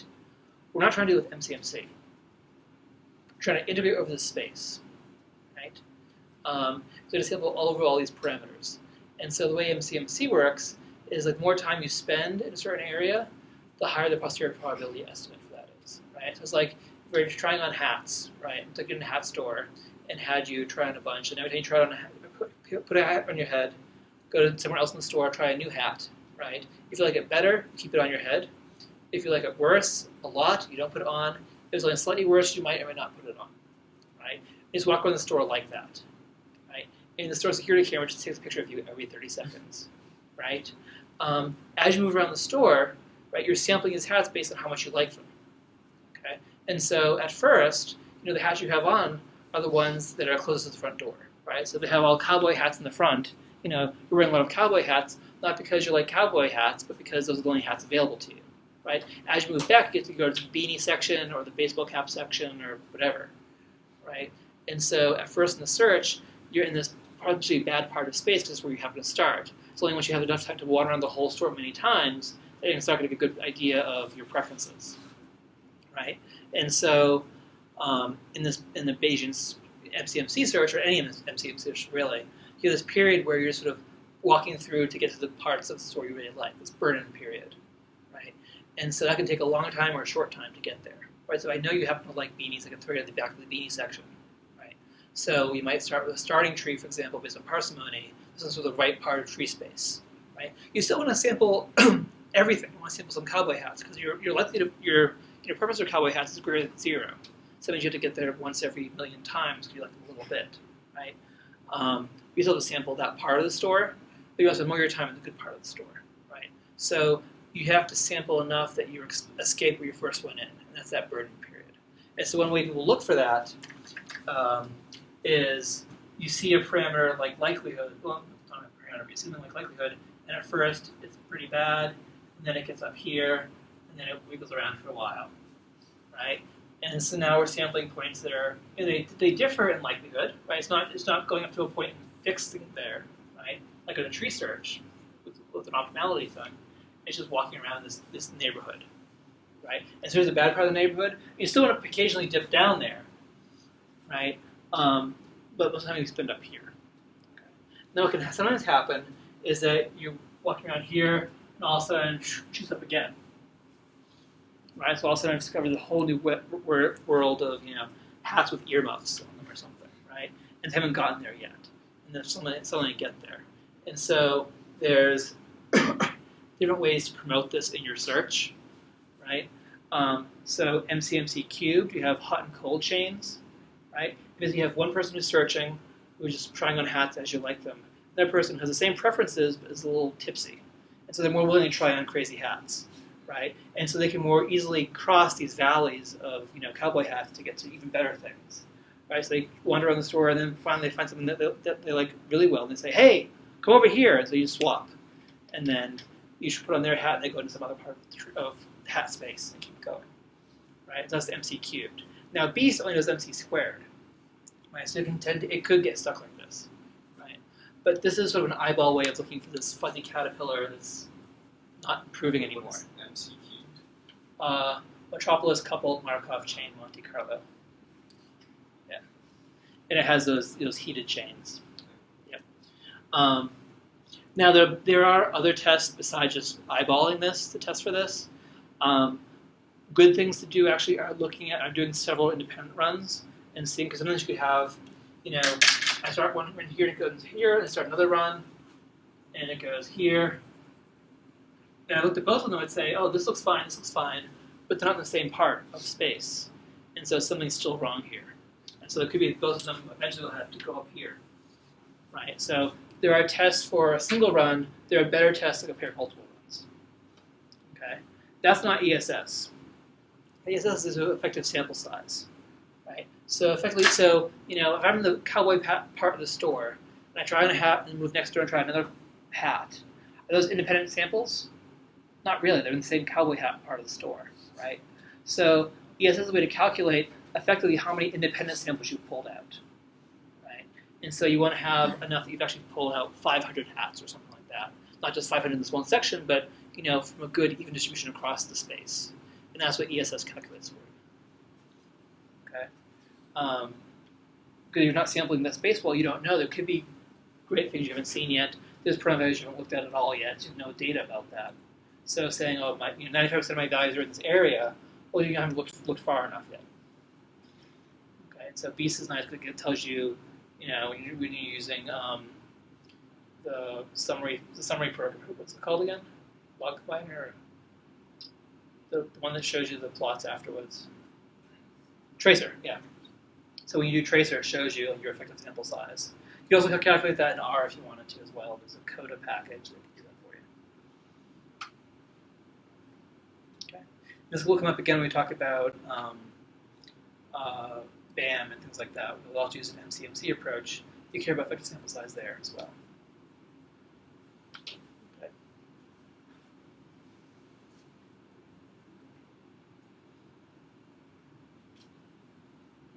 Other questions about this? Yeah.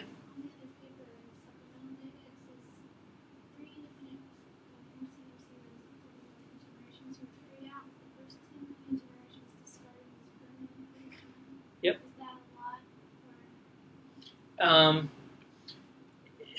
So it's really like default is people will throw out a quarter or 10% or something like that. What really matters is are you out of that burden zone really? Because if I had something that was like this, I throw out a quarter or even half, I'm still been burned in enough, right? So it could sound like a big number, but if it's a big enough tree, maybe I'm still not in the good area yet, right? So you can't tell from that whether it is enough or not. You'd have to see their test for convergence, or maybe just eyeball some plots. And so, yeah, you don't know. This is our paper. Yeah, so that was beautifully done. No, but I mean, it is something where you could have included supplemental data that had those plots in there or something like that, and so you'd know. So basically, the program just has this trash burden in the beginning, and it gets better. Right, because it's stuff that you sampled only because that's where you entered the store. And yeah, it's worth figuring out if that's been done enough. Yeah. When I was an undergrad, I used to go, so we had computer labs then, and we didn't have a cluster or anything, so I'd go into the computer lab at like 2 in the morning, take over a whole bunch of computers and start Mr. Bayes runs, and like walk around wiggling the mouse until morning, and because the computers would go to sleep and log you out, and so I get like stuff there, and then stop, save, and then restart the next night, and so I got my dissertation done. Yeah, now you have clusters. But, yeah. You did make a mechanical thing with all the mice and just. They didn't know how to program then. Yeah. We just go to a molecular lab where we have those beaker shakers. That's And true, all yeah. the mice in the beaker shaker. Yeah, that's good. Then you can just take a nap in the corner. Yeah. But one other thing is that, so it can sometimes take a long time to run enough samples to get there. And one thing you can do is you can change your proposal mechanisms and your proposal ratios, right? So it's like in the hat store, like how do I move? Do I move by going to the next hat or to my right always? Or do I sometimes take giant leaps across the store? Do I sometimes spin around in a circle and then walk? You have all these different algorithms. It's the same thing with the tree search. How often do I try different branch lengths? How often do I try changing my gamma parameter? How often do I try a different set of rates? And those are all things you can affect how effectively you search over that space. One other thing about BEAST, and this is one of the papers I added, you can do correlated and not correlated models. So rates, we assume that there's correlation between rates on different branches, right, on neighboring branches. BEAST, the model that seems to work best, according to paper by Ho et al., is one that has uncorrelated rates. As I have this log normal set of rates, right, and it works best if I for every time I run the program, or I try a step, I try picking, so I split this up, I try putting this right here, and by chance I put this right here, and by chance I put this right here, and not have any correlation like that. And empirically that seems to work best. That feels weird to me, but that's what the data show, so there you you go. So if you're using bees, I'd recommend something like that unless you know something better.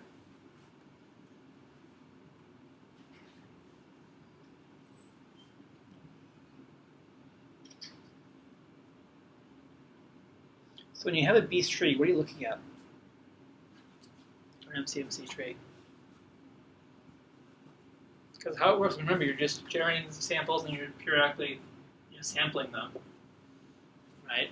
So now you present it in a paper, what are you presenting?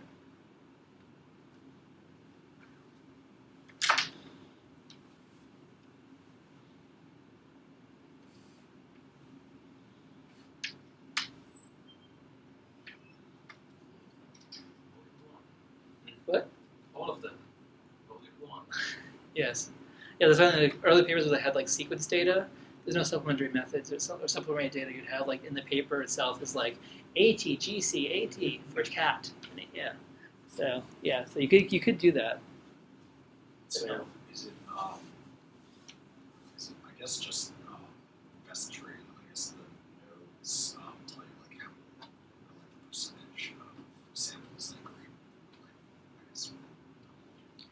It's so the best tree to require like a tree that's like a best topology say, the topology that's sampled more often than any other topology, right? Which might not happen that much. Typically what people do instead is summarize it as a consensus tree.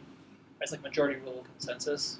So if, what proportion of trees have this clade versus another clade of those species and so forth. And then so that will be the consensus. You can do a maximum clade credibility tree or something like that, but often the kind of consensus and the branch lengths are still consensus and branch lengths too. Right?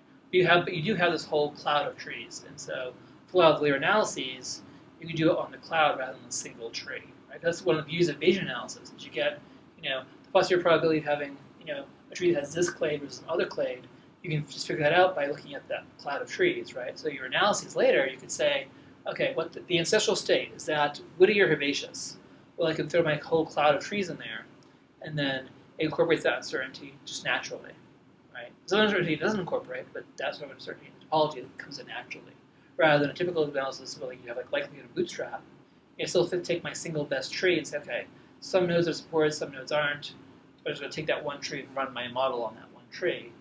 Well, it could be a slightly different tree, have a very different result, right? So you could use a cloud of bootstrap trees. People typically don't, but Asian things people do.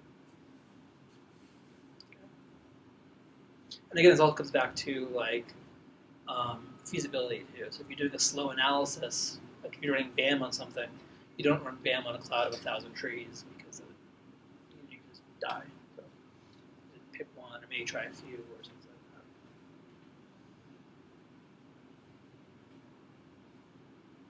So the MCC does doesn't pick a tree from the set. It does not. I believe MCMC. I think MCMC is a consensus tree. Let me verify that though. Hang on. Because I used to think that it is kind of a consensus tree, and then it's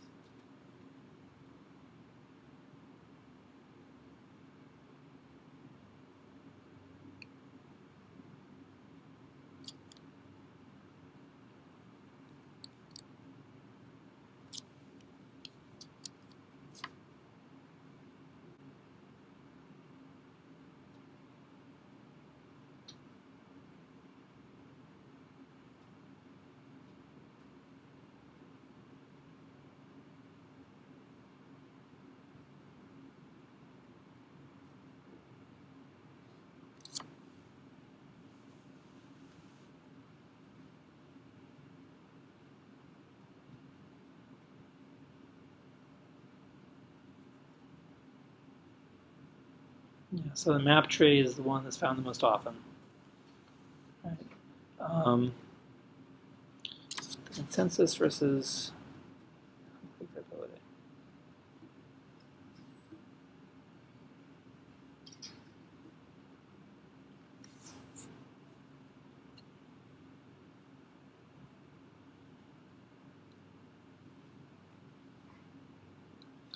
Yeah, I mean, I had to look into this more because I think this is more take a clade that has 95% probability, multiply that by a clade that has 70, or you could do 65 and 65, and which of those combinations is maximum is my interpretation of it, but I need to dig into that more. I don't know.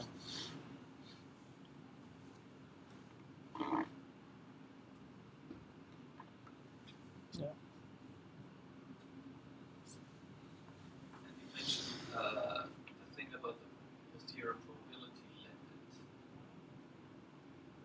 limit. Limit? I mean, You said in the tutorial that we should set that to 0. oh yeah. It doesn't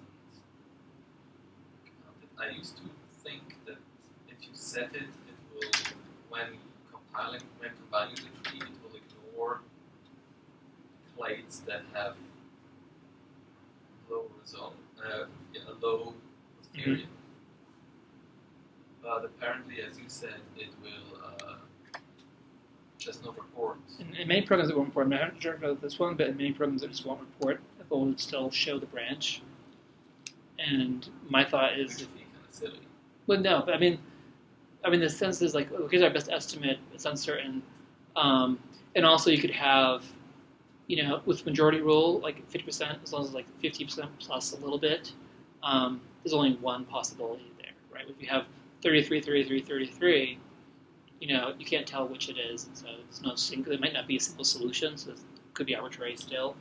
But yeah, to me it feels like if you're going to show an edge, show support for that edge. Otherwise, don't show it. And I mean, there is information. I mean, out of all possible trees, the fact that you have an edge for this thing, it does tell you a lot about tree space, and so I would still report it. But yeah, because the polytomy is a very strong assumption. Like, you can interpret it as a soft polytomy, but anything else would interpret as a hard polytomy, and that's quite a strong statement. Yeah, people get what we're talking about. So,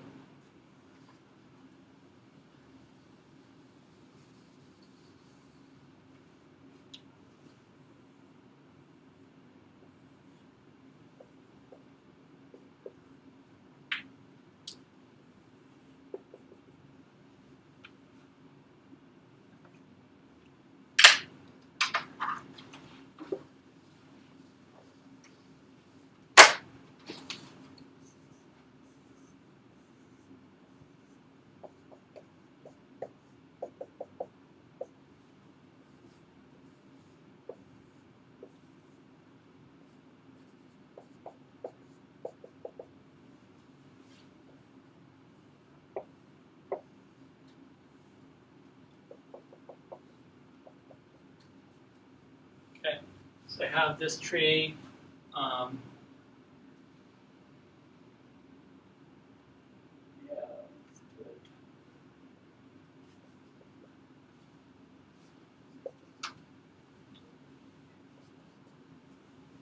So I have this tree 45% of the time, this tree 40% of the time, this tree 15% of the time, right?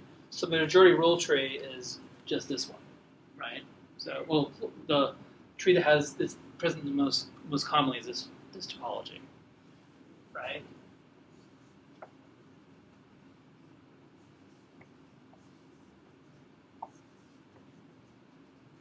Okay. What's the portion of time I see CDE as a clade?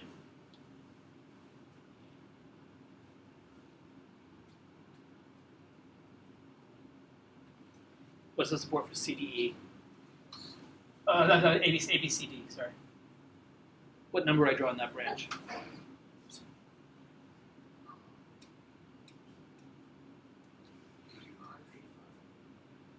85? Why?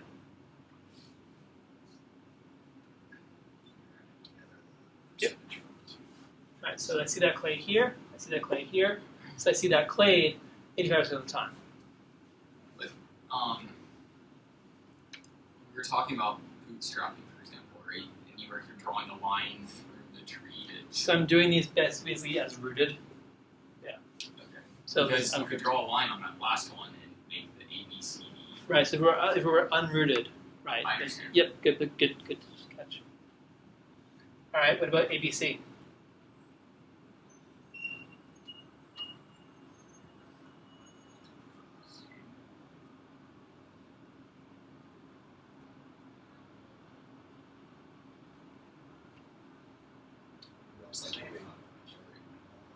Oh, sorry, it is 85. What about AB?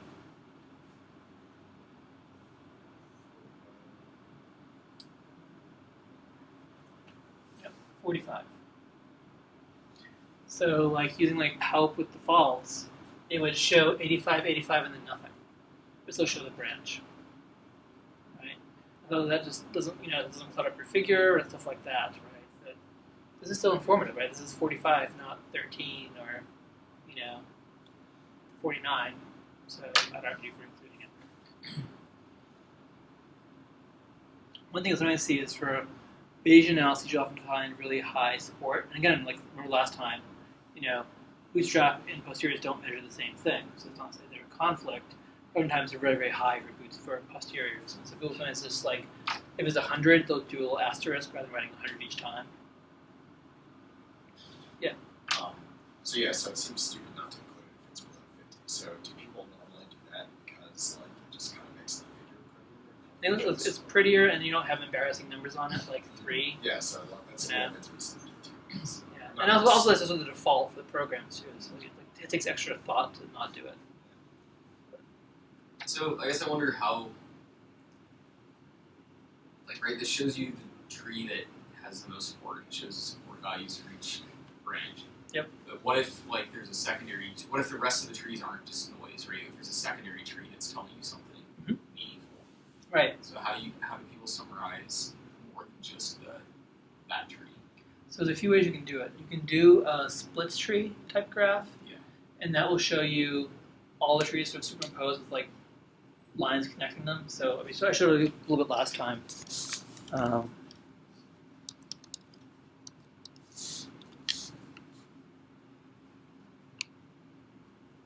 Something like this, or like this, right?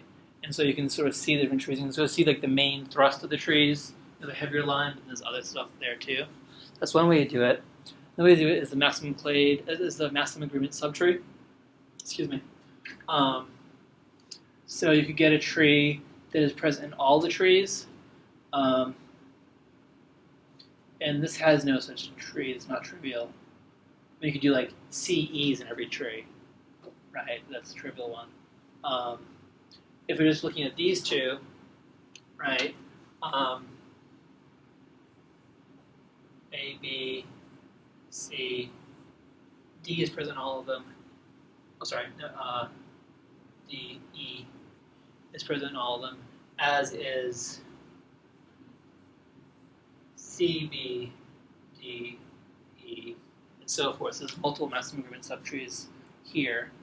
The problem with that is just like if it's 45, 50, 49.991, and this one errant tree, then that just blows apart too. It's not very stable. Karen Cranston and Bruce Ronaldo developed a method for finding something like sort of like the maximum agreement subtree, but it's present in like 95% of the trees. That no one uses that. But that's also theoretically possible. People also do density tree plots.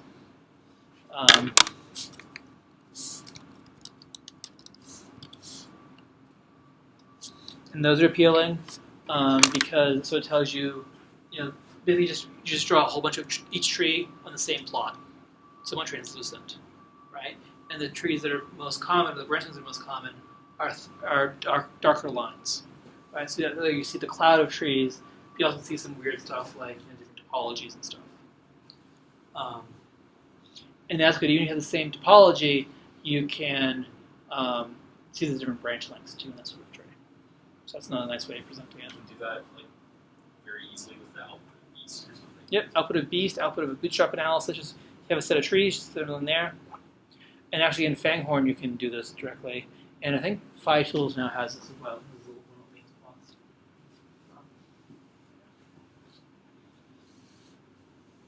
Yeah, so it's worth thinking about the cloud of uncertainty. Because oftentimes it's messy and sad looking, but sort of nice to show that honestly.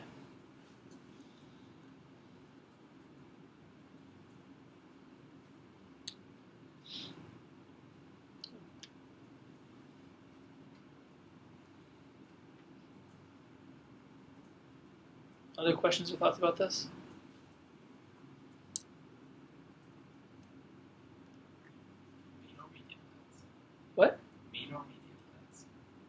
Oh, I don't know.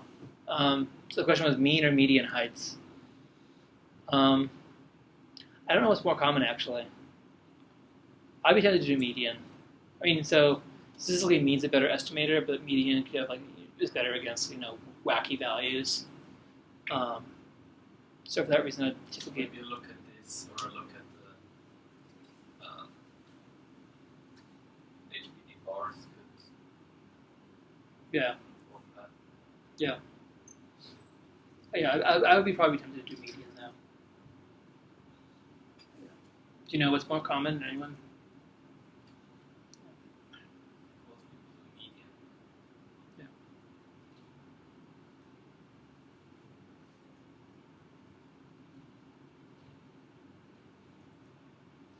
When would you ever want to keep target heights?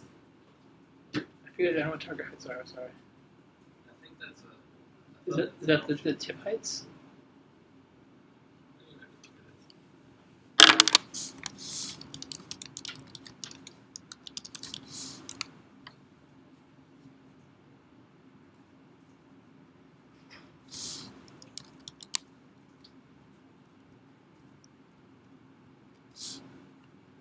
Yeah, keep target heights for now. Sorry, say again. Keep target heights for now.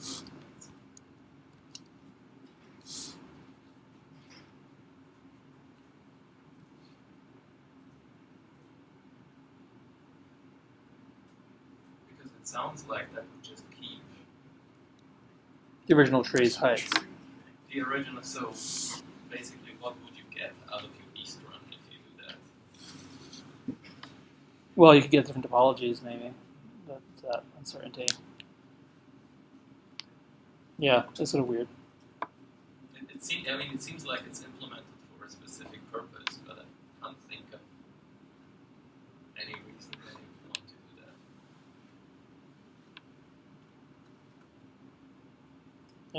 that. I mean, one thing is as you're writing code, certain things you make the code more or less flexible. So I was using the 1R package, and you want to change the color, you have to go and hack the code because that color argument is not exposed as an argument, right? So you have function yada yada yada. There's no yada yada dot dot dot. You can't throw color in there because there's no specific call for color, right? Whereas other functions you can make it more fluid, and so yeah, it could be something where it's just easier to make it, kinder to make it available. Yeah, because it's also scary when you're writing code because you don't want to limit people's options artificially. But, yeah. Yeah, I think there's some options like that in XML where in the manual it says, I forget which options they are. Oh, gamma plus I. Yeah, he's like, you should never use this, but I put it in here to make some people happy, just in case. Yeah, peer review. Yeah. You want that fun. He's like, if you want to publish it, don't use it. But Yeah, no, in the XML, it's gamma plus invariant sites, right? There's some model that, this model for gamma we talked about with different rate heterogeneity, right? And they have this distribution of rate categories. There's a separate thing that has invariant sites as a single rate category, right? And if you're using lots of programs, you'll find it's the most complex heterogeneity model we have. So people will choose GTR plus I plus G, both of those.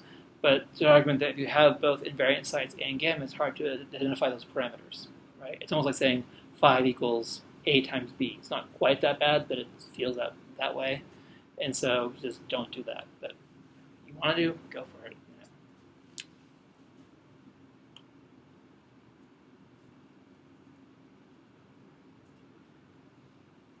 All right, other questions?